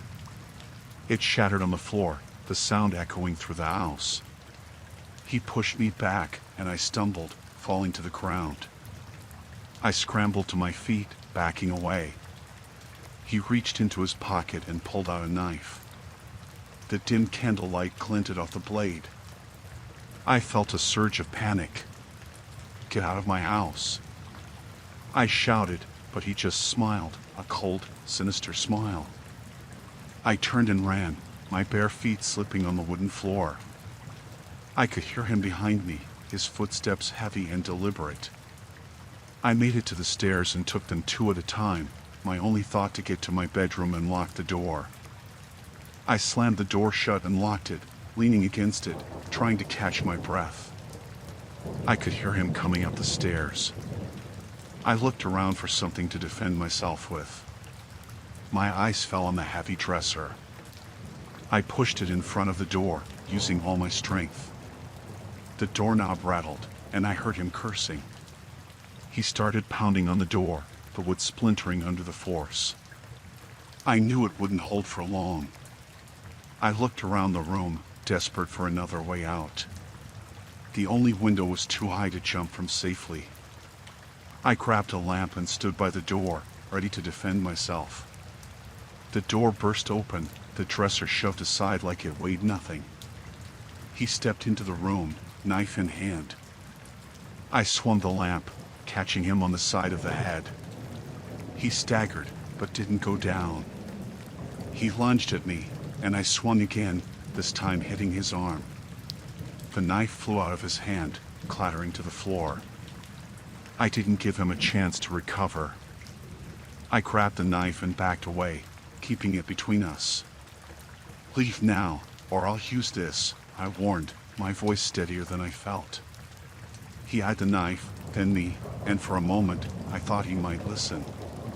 But then he lunged at me again. I slashed at him, catching him across the chest. He screamed in pain, but it only seemed to make him angrier. He tackled me, and we both went down. The knife slipped from my hand, and we wrestled on the floor.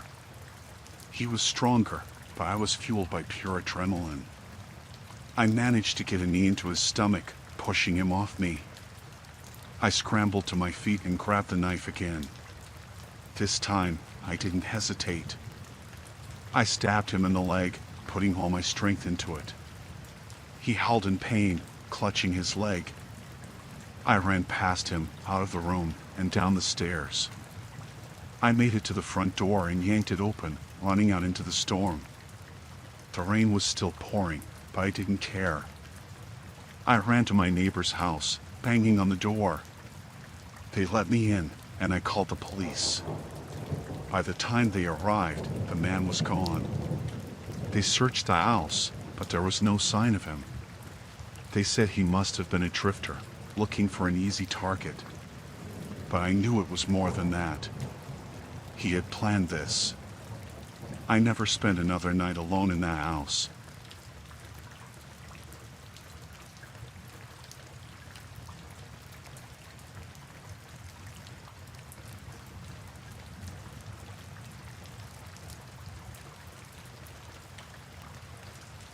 It was a quiet evening, and I was home alone. My kids were at their father's for the weekend. I was enjoying the peace and catching up on some reading when the doorbell rang.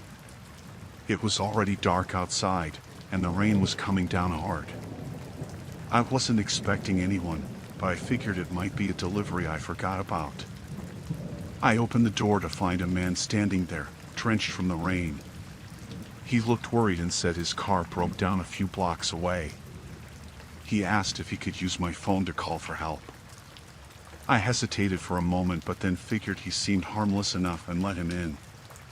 He stepped inside, dripping water everywhere, and I handed him my phone. He dialed a number and started talking to someone, but I noticed he wasn't really saying much. Just fake answers and nodding his head. Something felt off. When he hung up, he thanked me and said the tow truck would be here soon. I offered him a towel and some tea to warm up, trying to be polite. He accepted the towel but declined the tea. He just stood there, looking around my house, making me more uncomfortable by the second. I asked him if he wanted to wait outside since the rain had eased up a bit. He smiled, but it didn't reach his eyes, and said he'd rather stay inside until help arrived. That's when my alarm bells really started ringing. I excused myself to the kitchen, pretending to check on something, and grabbed my phone to call the police, but the line was dead. Panic started to set in. I went back to the living room, trying to stay calm.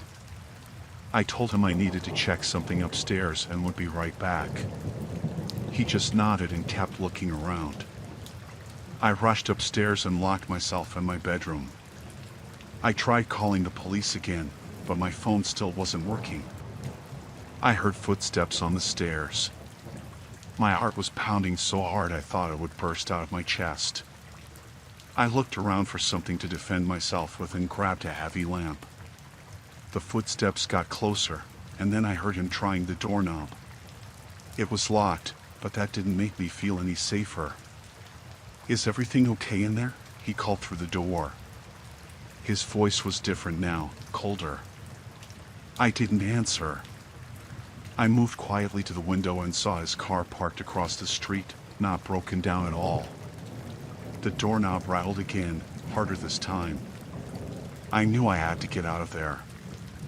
I opened the window as quietly as I could and climbed out onto the roof. The rain was slick and cold, but I didn't care. I had to get away. I made my way to the edge of the roof and climbed down the trellis.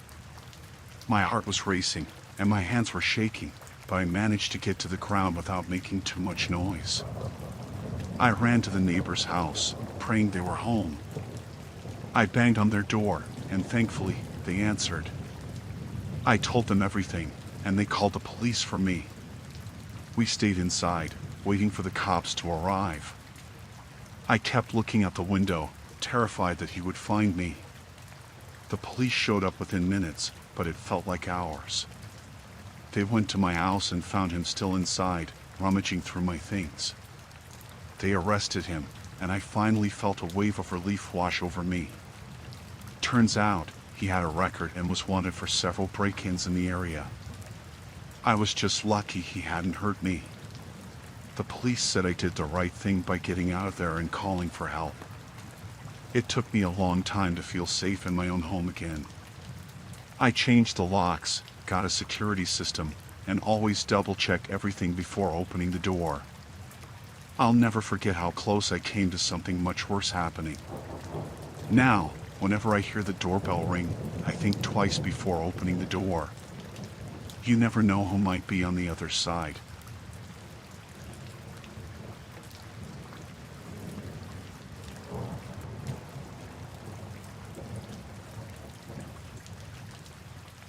I was in town for a business presentation and checked into a hotel near the conference center. The room seemed nice enough, and I started unpacking my things. I was a bit nervous about the presentation, so I decided to practice my speech in front of the mirror. As I was going through my notes, I noticed a small, blinking light in the corner of the room. At first, I thought it was a smoke detector or some kind of sensor. But then I realized it was coming from a tiny hole in the wall. I got closer and saw a small lens inside. It was a camera, and it was pointed directly at the bed. My heart started racing. Someone had been watching me.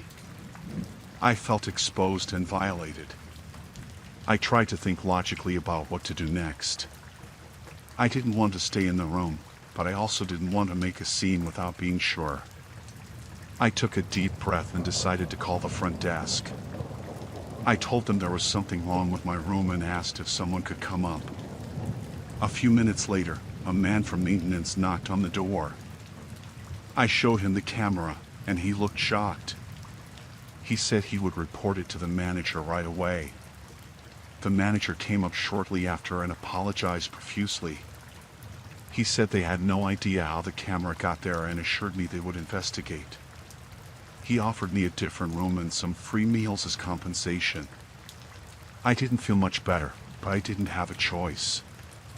I needed to stay for the presentation. I moved to the new room, but I couldn't shake the feeling that I was being watched. I checked every corner, every vent, and every piece of furniture. I found nothing, but I still felt uneasy. I tried to focus on my presentation, but my mind kept drifting back to the camera. That night, I couldn't sleep. Every noise made me jump. I kept thinking about who could have put the camera there and why. I decided I had to do something more. I couldn't just let it go. In the morning, I went to the manager again. I demanded to know what they had found out. He said they were still investigating but hadn't discovered anything yet. He assured me they took my privacy seriously and were doing everything they could. I didn't believe him. I felt like they were just trying to cover it up. I decided to take matters into my own hands. I went to the local police station and reported what I had found. They took my statement and said they would look into it. Back at the hotel, I felt even more paranoid. I knew someone was watching me, but I didn't know who or why. I stayed in my room as much as possible and avoided interacting with anyone. I kept my curtains closed and didn't use the hotel Wi-Fi. The next day, I had my presentation. It went well, but I could hardly concentrate. I kept looking at the audience, wondering if the person behind the camera was there, watching me. After it was over, I went straight back to my room. That evening, there was a knock on my door. It was the police. They said they had found something. They asked if they could come in and talk. I let them in, and they told me they had found more cameras in other rooms. It wasn't just me. There were at least 3 other rooms with hidden cameras. They said they were questioning the staff and reviewing security footage. They asked if I had noticed anyone suspicious. I hadn't. I felt a bit of relief knowing it wasn't just me, but I was still scared. I didn't feel safe in the hotel anymore. The police left, and I packed my things. I decided to check out and stay somewhere else. As I was leaving, the manager tried to apologize again, but I didn't want to hear it. I just wanted to get out of there. I found another hotel on the other side of town. It was smaller and less fancy, but I felt safer. I checked the room thoroughly before unpacking and didn't find anything suspicious. I finally felt like I could relax a bit. The police called me a few days later. They said they had arrested a member of the hotel staff. He had been planting the cameras and watching the footage. They found recordings of several guests, including me. I felt sick knowing someone had been spying on me like that. I thanked the police for their work and hung up. I still felt uneasy, but at least I knew the person behind it was caught. I finished my business trip and went home, but the experience stayed with me. I couldn't shake the feeling of being watched, and I was extra cautious whenever I stayed in a hotel after that. It was a terrifying experience, and it took me a long time to feel safe again.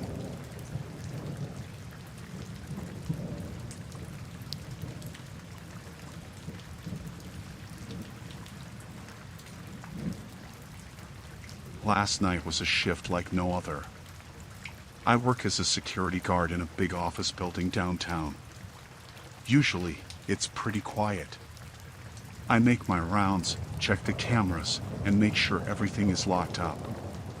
But last night, something happened that I still can't shake. It was around 1 a.m. when I got a call on the building's emergency line.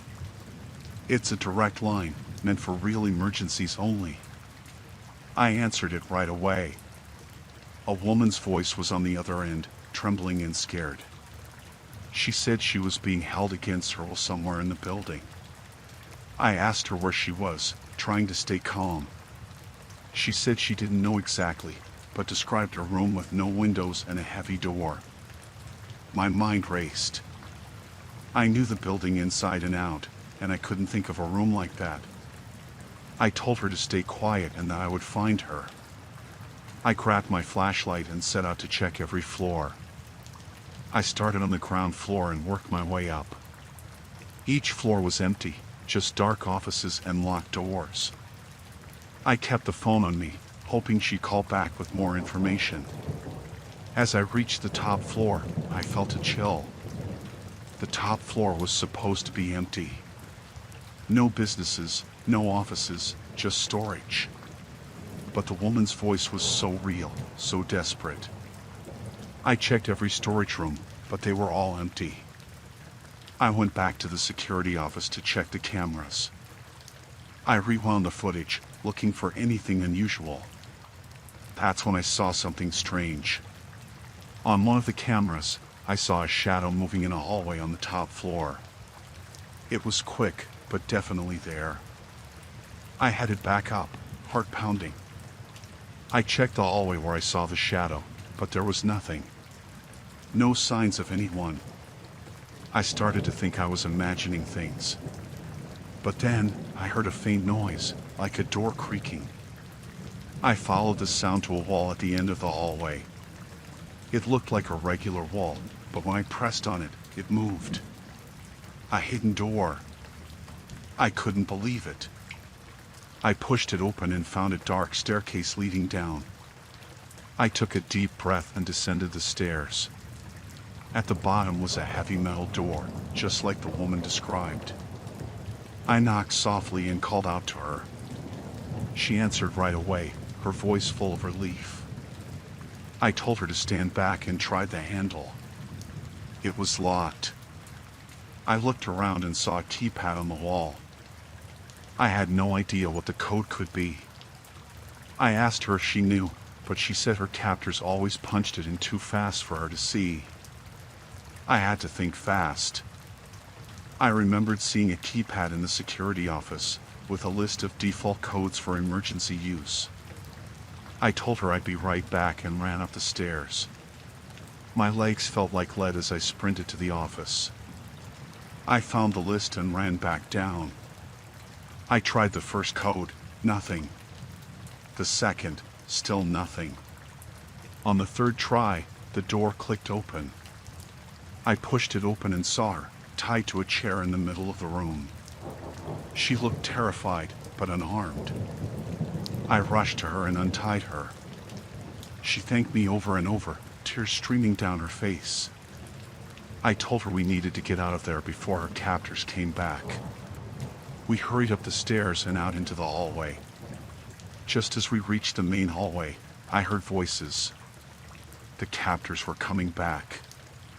I led her to a nearby office and we hid inside, holding our breath. The voices got closer, then stopped right outside the door. I could see shadows moving under the door. They were looking for her. My heart was pounding so loud I was sure they could hear it.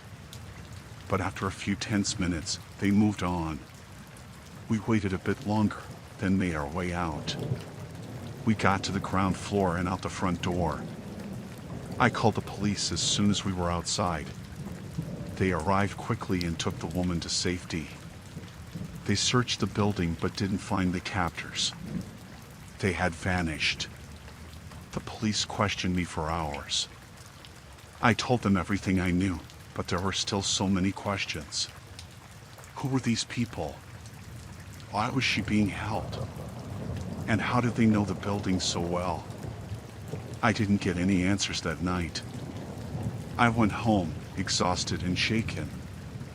I couldn't sleep, replaying everything in my mind. The woman's voice, the hidden door, the shadows under the door. It all felt like a nightmare. Today, I'm still trying to process it all. The building feels different now, less safe. I keep thinking about that woman and what she went through. I'm just glad I was there to help. even if I don't have all the answers. I don't know if I'll ever feel completely safe again, but I do know one thing: I'll always trust my instincts. If I hadn't listened to that call, who knows what might have happened to her.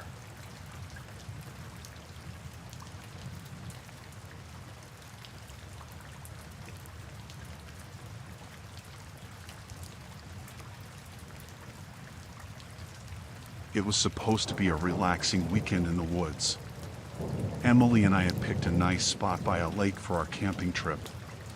We had just finished setting up our tent and were getting ready to make dinner when we first heard the noises. At first, we thought it was just a raccoon rummaging through our supplies. It was the kind of sound you hear when something small is shuffling around. As dusk turned to dark, the noises started to get louder. It wasn't just shuffling anymore. It sounded like something or someone was moving around our campsite. Emily and I exchanged worried looks. We had heard stories of wildlife getting too close, but this sounded different. I told Emily to stay inside the tent while I went outside to check things out. I grabbed a flashlight and my pocket knife, thinking it would be enough to deal with a raccoon. As I stepped out, I scanned the area. The light from the flashlight cut through the darkness, but I didn't see anything unusual. I walked around the perimeter of our site, trying to be as quiet as possible. The noises had stopped, which made me even more uneasy. I decided to check the area where we heard the most noise. As I approached the tree line, I heard whispering. It was hard to make out the words, but I could tell there were at least two people talking. I crouched down and tried to stay hidden behind some bushes. From where I was, I could see faint outlines of figures moving around. It was clear now that these were not animals, these were people. My heart began to race. I couldn't make out their faces, but they were definitely not supposed to be here. I quickly made my way back to the tent. I told Emily what I had seen and heard. She was visibly shaken. We both knew we needed to act fast. I asked her to stay quiet while I went to see if I could get a better look at what was happening. As I approached the edge of the campsite again, I saw one of the figures heading towards our cooler. The person was carrying something, maybe a bag or a large object. I couldn't see much in the dark, but I could hear the rustling of our food supplies. I decided to make a distraction. I threw a small rock towards the direction where I had seen the figures. The noise caused them to pause and look around. I used this opportunity to sneak back to the tent. Emily and I discussed what to do next. We agreed that we needed to secure our belongings and find a way to alert the authorities without getting caught. I grabbed our phone and dialed 911, but the signal was weak. I could barely make out the operator's voice, and she couldn't hear me clearly. I ended the call and told Emily we needed to leave. We would have to abandon our gear, but our safety was the priority. We decided to sneak out through the back of the campsite. We had to be very careful not to make any noise. I led Emily through the trees, trying to remember the path back to the parking area. Every small sound made me jump. I kept thinking about how close the intruders were and how dangerous this situation could be. After what felt like an eternity, we reached the parking area. I quickly started the car and drove away from the campsite. I kept checking the rearview mirror, expecting to see headlights following us. Thankfully, there was no sign of anyone behind us. Once we were back on the main road, we found a spot with better cell service and called 911 again. This time, the operator could hear us clearly.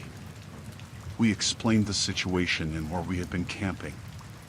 The police promised to send someone out to check on the site.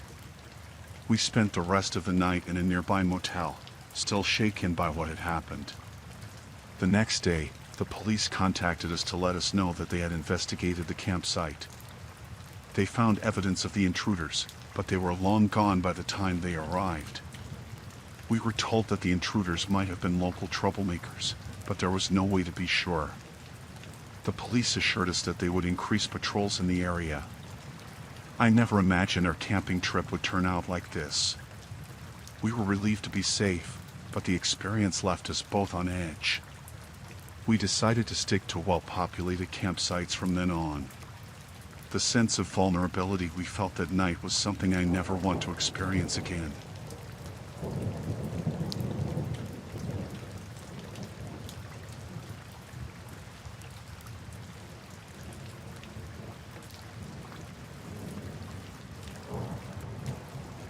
It was supposed to be the perfect summer vacation. My family and I had saved up for months to stay at this luxury resort.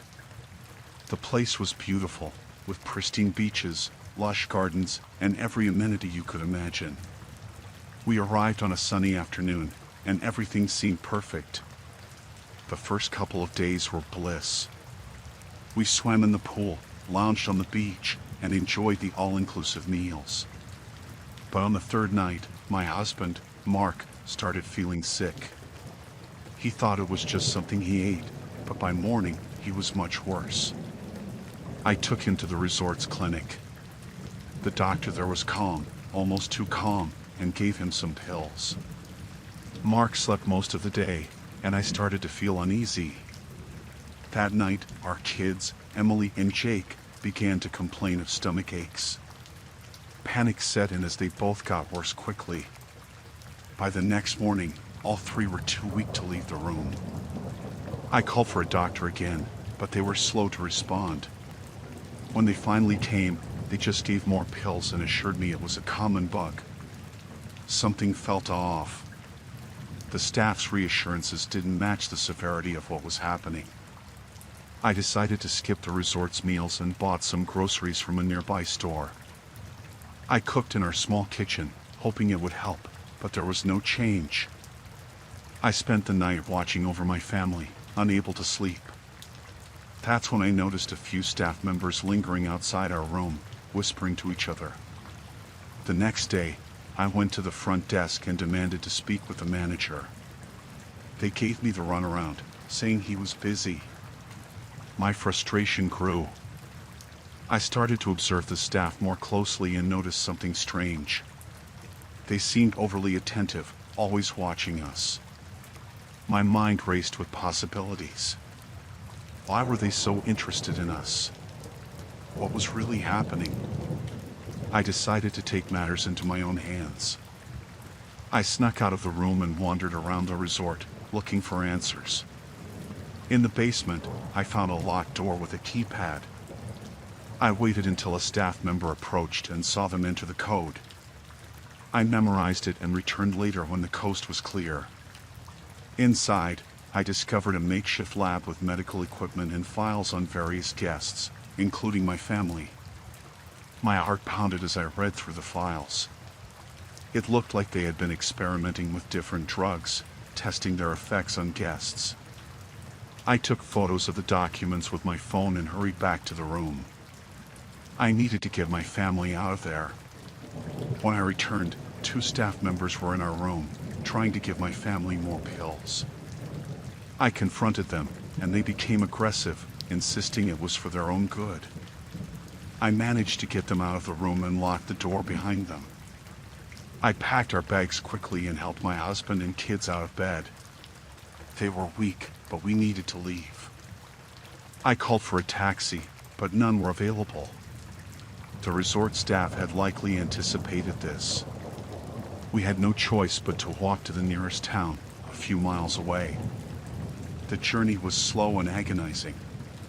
My family could barely walk, and I was terrified we wouldn't make it. We finally reached a small clinic in the town. The local doctor was shocked at their condition and admitted them immediately. He confirmed my suspicions. They had been poisoned.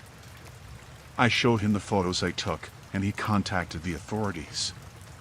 My family was treated and started to recover, but the memory of that place haunted us. The resort was shut down, and the staff involved were arrested. It turned out they had been part of a larger operation, testing drugs on unsuspecting guests. Our perfect vacation turned into a nightmare, but we were lucky to get out alive.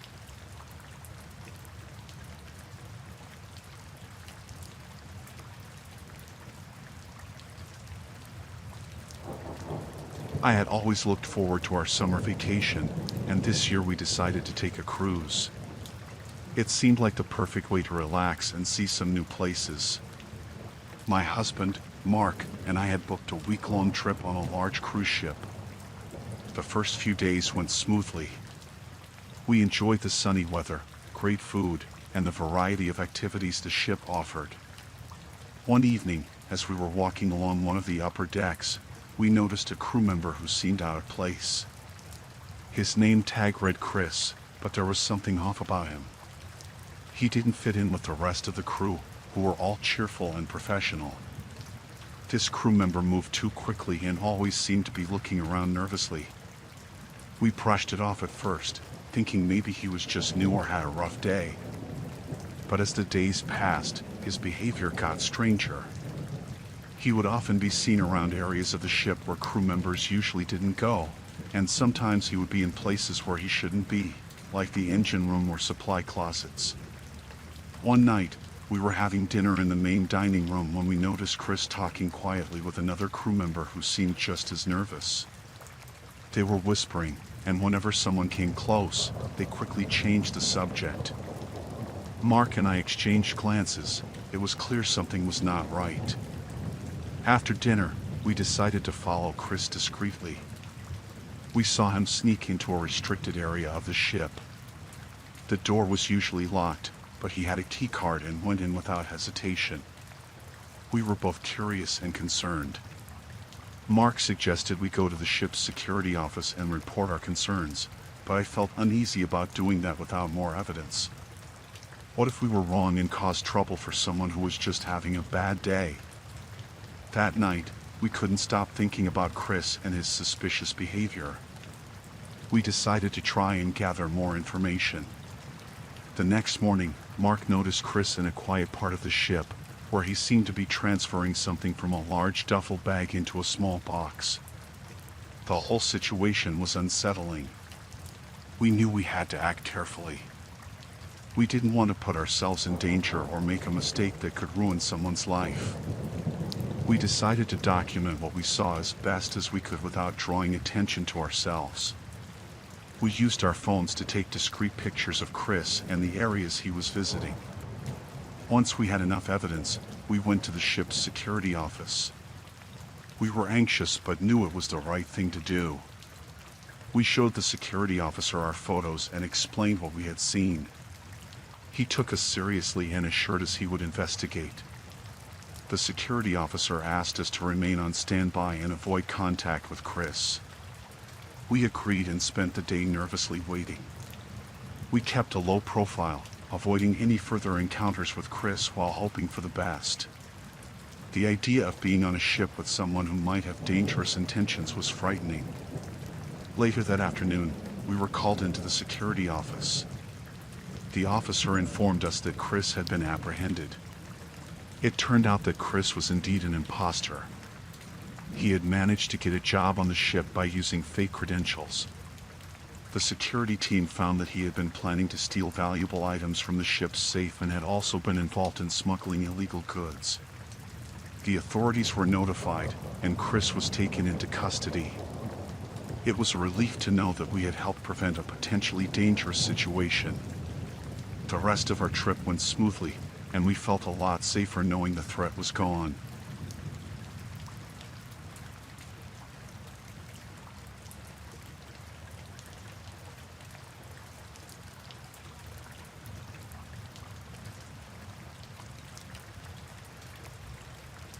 It all started when I decided to run away from home. I was 16, and everything felt overwhelming. My parents were always fighting, and I just couldn't take it anymore. I packed a small bag with some clothes and a few personal items, then left early one morning while they were still asleep. I made my way to the train station, my heart pounding the whole way. I planned to catch a train to a nearby city where I thought I could figure things out. The train station was crowded, and I felt a mix of anxiety and excitement. I was free, or at least I thought I was. That's when I met him. He seemed friendly, maybe in his late 20s, with a warm smile and kind eyes. He was sitting on the bench next to where I was waiting, and he struck up a conversation. He asked where I was headed and if I needed any help. I was wary at first but decided to trust him. I was young and scared, and he seemed genuine. We talked for a while, and he told me his name was Mike. He said he was going to the same city and offered to share his train ticket with me. I hesitated but accepted. He seemed like someone who genuinely wanted to help, and I was too overwhelmed to think clearly. When the train arrived, he led me to the correct platform. Everything seemed fine, and I felt a little better. We got on the train together and found a seat. The journey was long, and we talked about everything: my plans, my hopes, and my fears. He listened attentively and offered supportive advice. After a while, I started to notice that his behavior was a bit odd. He would occasionally glance around the train car as if he was checking something. I brushed it off as paranoia. Maybe he was just nervous about the journey, just like I was. Halfway through the trip, Mike suggested we go to the dining car for a drink. I was thirsty and agreed. We walked down the narrow corridor together. It was quieter there, and I started to feel uneasy. Mike seemed more focused and intense. In the dining car, he ordered a drink and offered me one too. I wasn't really hungry or thirsty, but I took it anyway. I noticed that he was watching me closely. His demeanor had changed from friendly to something more unsettling. I tried to stay calm, but my nerves were on edge. After we returned to our seats, he became even more distant and started asking more personal questions. It felt invasive. I began to regret accepting his help and wished I hadn't trusted him so easily. When the train approached the next station, Mike's behavior escalated. He leaned in close and whispered that he had an important message for me. I was confused and anxious. He said he had arranged a place for me to stay and that it would be safer for me if I came with him when we got off the train. My heart raced. The train pulled into the station, and Mike stood up quickly, almost too quickly. He looked around nervously. I knew something was wrong. As we stepped off the train, he guided me toward a less populated area of the station. My instinct screamed at me to get away. I made an excuse to go to the restroom and hurried off in the opposite direction. I kept my head down and walked briskly, trying to blend in with the crowd. I could feel Mike's eyes on me, and I was sure he was looking for me. In the restroom, I tried to calm myself and think. I knew I had to get away from him. I peeked out and saw him still searching. My heart was pounding. I decided to use the public phone to call the police.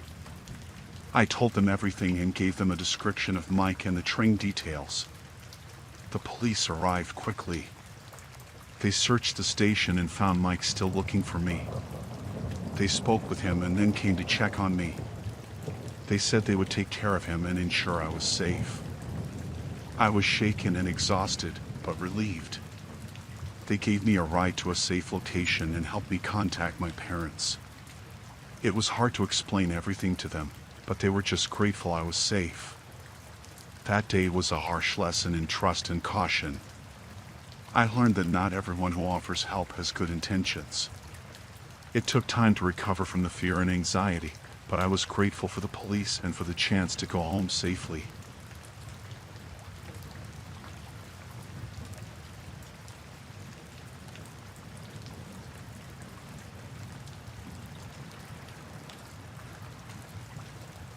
I had been driving through the desert for hours, heading back from a weekend getaway. The road stretched out in front of me, with only the occasional flicker of distant lights and the vast darkness surrounding me. It was around midnight when I noticed a car behind me that seemed to be following too closely. At first, I thought it was just my imagination. I could see the headlights in my rearview mirror, but it was hard to judge if they were too close. The road was empty, and there was no other traffic around. I tried to focus on the road ahead, but the feeling of being watched was unsettling. After a while, I realized that the car behind me wasn't just following, it was tailgating me aggressively. Every time I changed lanes or adjusted my speed, the car did the same. It was clear now that the driver had malicious intent. My heart began to race. I tried to shake them off by speeding up, but the car behind me kept up effortlessly.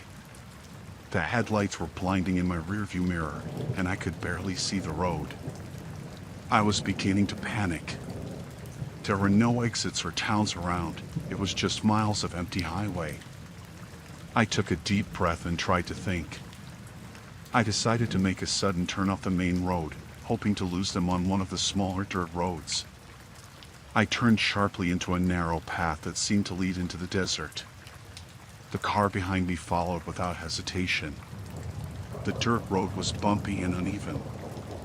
I could hear the gravel crunching beneath the tires, and the headlights of the pursuing car were still visible in the distance. My attempts to lose them were futile. The car behind me was relentless. I needed to find a way to get out of this situation. I saw a small, isolated building in the distance. It looked like an old maintenance shack or something similar. I pulled up close to it and turned off my headlights. I ducked down in my seat and tried to make myself as small as possible. My breath felt heavy, and I could hear my own heartbeat in my ears. The pursuing car slowed down and stopped nearby. I could see the headlights through the gaps in the building's walls. My mind raced, trying to come up with a plan. I knew I couldn't stay there for long. I had to do something to get away. I waited for what felt like an eternity, trying to stay as quiet as possible. The car seemed to be idling outside, and I could see shadowy figures moving around. It was clear that they were looking for me. I had to find a way to get back to the highway and seek help. When I felt it was safe, I quietly started my car and drove away from the building. I stayed off the main road, keeping to the darker paths and trying to stay hidden. The headlights of the pursuing car were still visible in the distance, but they seemed to be fading as I continued to drive. Eventually, I reached a more populated area, where I could see a few scattered lights in the distance. I pulled into a gas station that was still open, hoping that the presence of other people would discourage the car from continuing its pursuit. I went inside, and the cashier noticed my distressed state. I explained the situation, and they called the police for me. I stayed at the gas station until the authorities arrived. When they checked the area, they didn't find any sign of the car that had been following me. I was relieved but still shaken. The police advised me to be cautious and to avoid driving alone late at night, especially in isolated areas. I took their advice seriously and made sure to stay aware of my surroundings in the future. That night in the desert was one of the scariest experiences of my life. The fear of being pursued by someone with unknown intentions was overwhelming.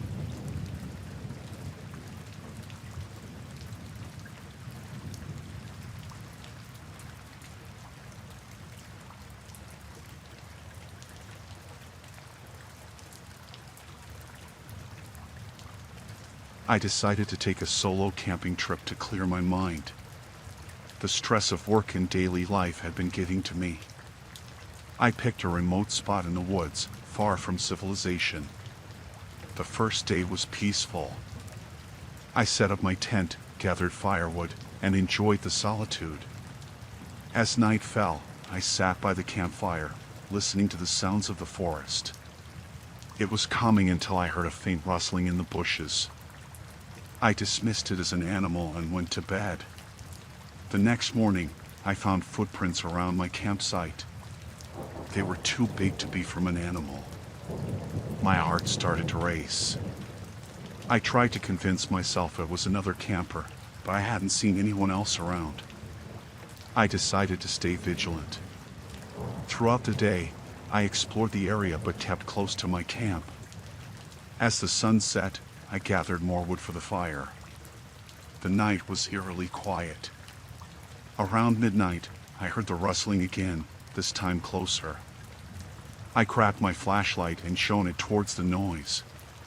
The light caught a glimpse of a figure darting behind a tree. Panic set in. I shouted, asking who was there, but got no response. I stayed up all night, watching and listening. By morning, I was exhausted. I decided to pack up and leave. As I was dismantling my tent, I noticed something on a nearby tree. It was a small carving, fresh and deliberate. It looked like an arrow pointing deeper into the woods.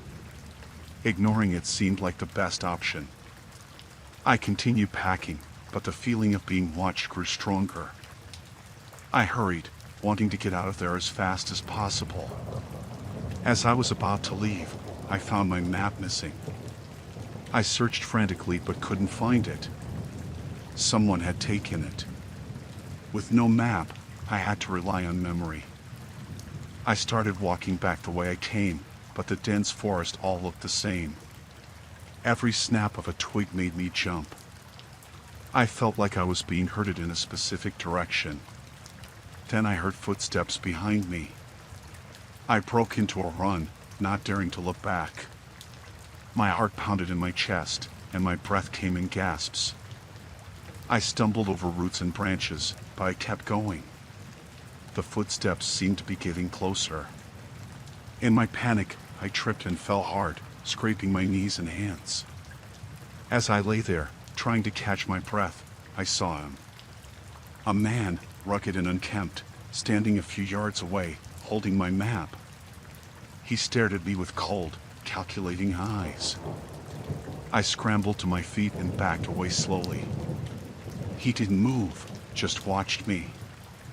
I turned and ran again, faster than before. I could hear him following, his pace steady and relentless. My mind raced, trying to think of a way out. I spotted a small cave ahead and darted inside, hoping he wouldn't see me. I crouched in the darkness, trying to quiet my breathing. Minutes felt like hours as I waited. I heard him walk past the cave, his footsteps fading into the distance. I stayed hidden for a long time, afraid to move. When I finally emerged, the sun was setting. I needed to find my way back before nightfall. I walked cautiously, every sound putting me on edge. I felt like I was being watched again. As darkness fell, I stumbled upon an old, abandoned cabin. It looked like it hadn't been used in years, but it was shelter. I decided to hide there for the night. Inside, the cabin was musty and filled with cobwebs. I barricaded the door with an old table and sat in a corner, clutching a broken piece of wood as a weapon. The silence was oppressive. I tried to stay awake, but exhaustion took over. I woke to the sound of the door creaking open. My heart leaped into my throat as I saw the man standing in the doorway, his silhouette framed by the moonlight. He stepped inside slowly, savoring the fear in my eyes. I backed away, but there was nowhere to go. He spoke in a low, gravelly voice, saying he had been watching me since I arrived. He enjoyed the hunt. My mind raced, trying to think of a way out. I noticed a small window behind me. It was my only chance. I grabbed a piece of wood and lunged at him, catching him off guard. He staggered back, and I took the opportunity to dive through the window. Glass shattered around me as I hit the ground hard. I didn't look back. I ran with everything I had, my lungs burning, my legs feeling like lead.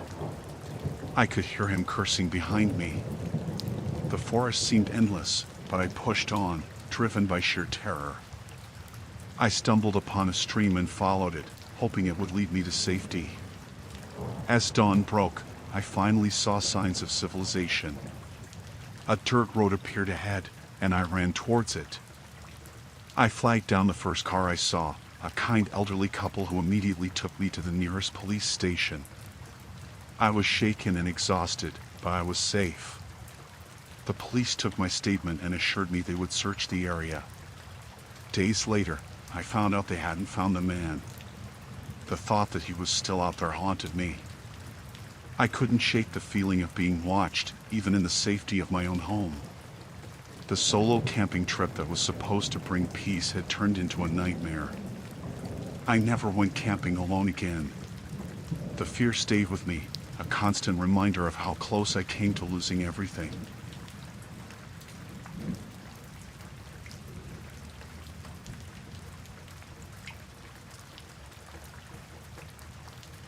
I was walking to my car in the parking lot, the sun just starting to set. It had been a long day, and I was ready to go home. As I approached my car, I fumbled in my bag for my keys. I heard footsteps behind me, but didn't think much of it at first. Suddenly, someone grabbed me from behind. I struggled, but they were strong. A hand covered my mouth, and I felt myself being dragged backward. Panic set in. I kicked and tried to scream, but the hand muffled any sound. My heart pounded in my chest. I was shoved into the back of a van. The door slammed shut, and the engine roared to life. I couldn't see who had taken me.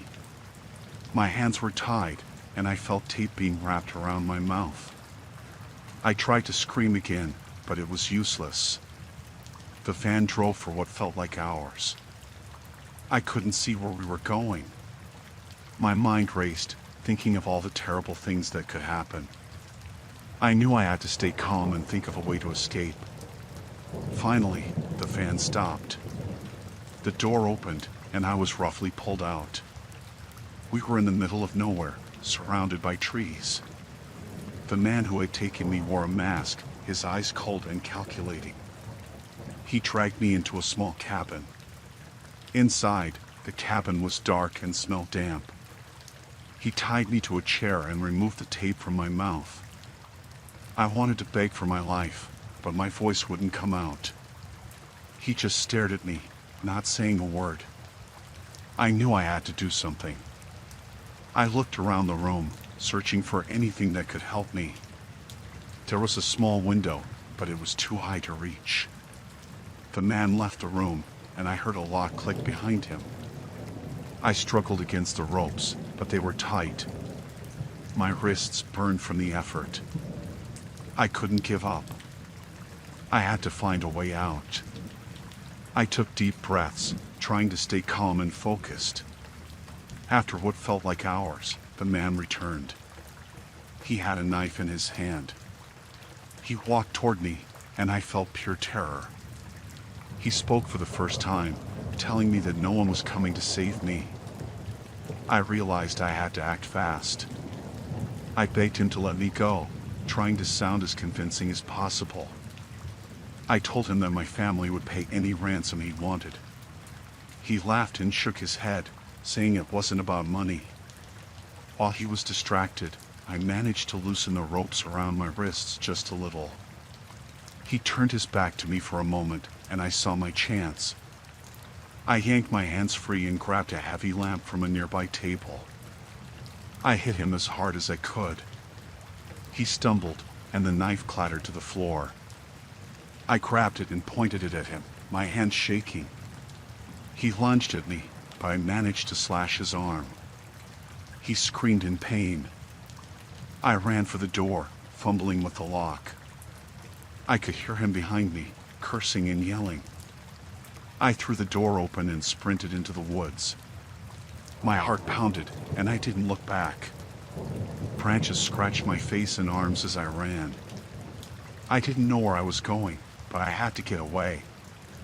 I could hear him crashing through the underbrush behind me. I kept running, adrenaline pushing me forward. Finally, I saw lights in the distance. It was a road. I ran toward it, waving my arms and shouting for help. A car stopped, and a woman got out, asking what had happened. I told her everything in a rush, and she called the police.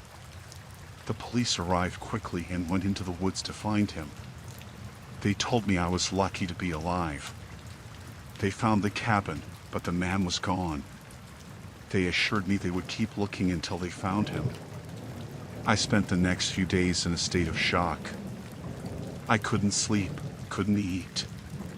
The police took my statement and started an investigation. They believed the man was a serial kidnapper they had been searching for. I stayed with my family, surrounded by people who cared about me. It took a long time to feel safe again. I kept looking over my shoulder, expecting him to appear out of nowhere. The police eventually caught him. He was trying to abduct another woman. They said my escape had helped them track him down.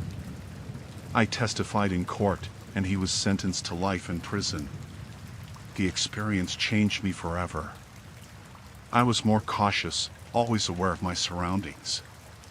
But I refused to let fear control my life. I survived because I fought back, because I didn't give up. Even now, I still have nightmares. But I know I'm strong. I know I can survive anything. That day in the parking lot could have been the end, but it wasn't.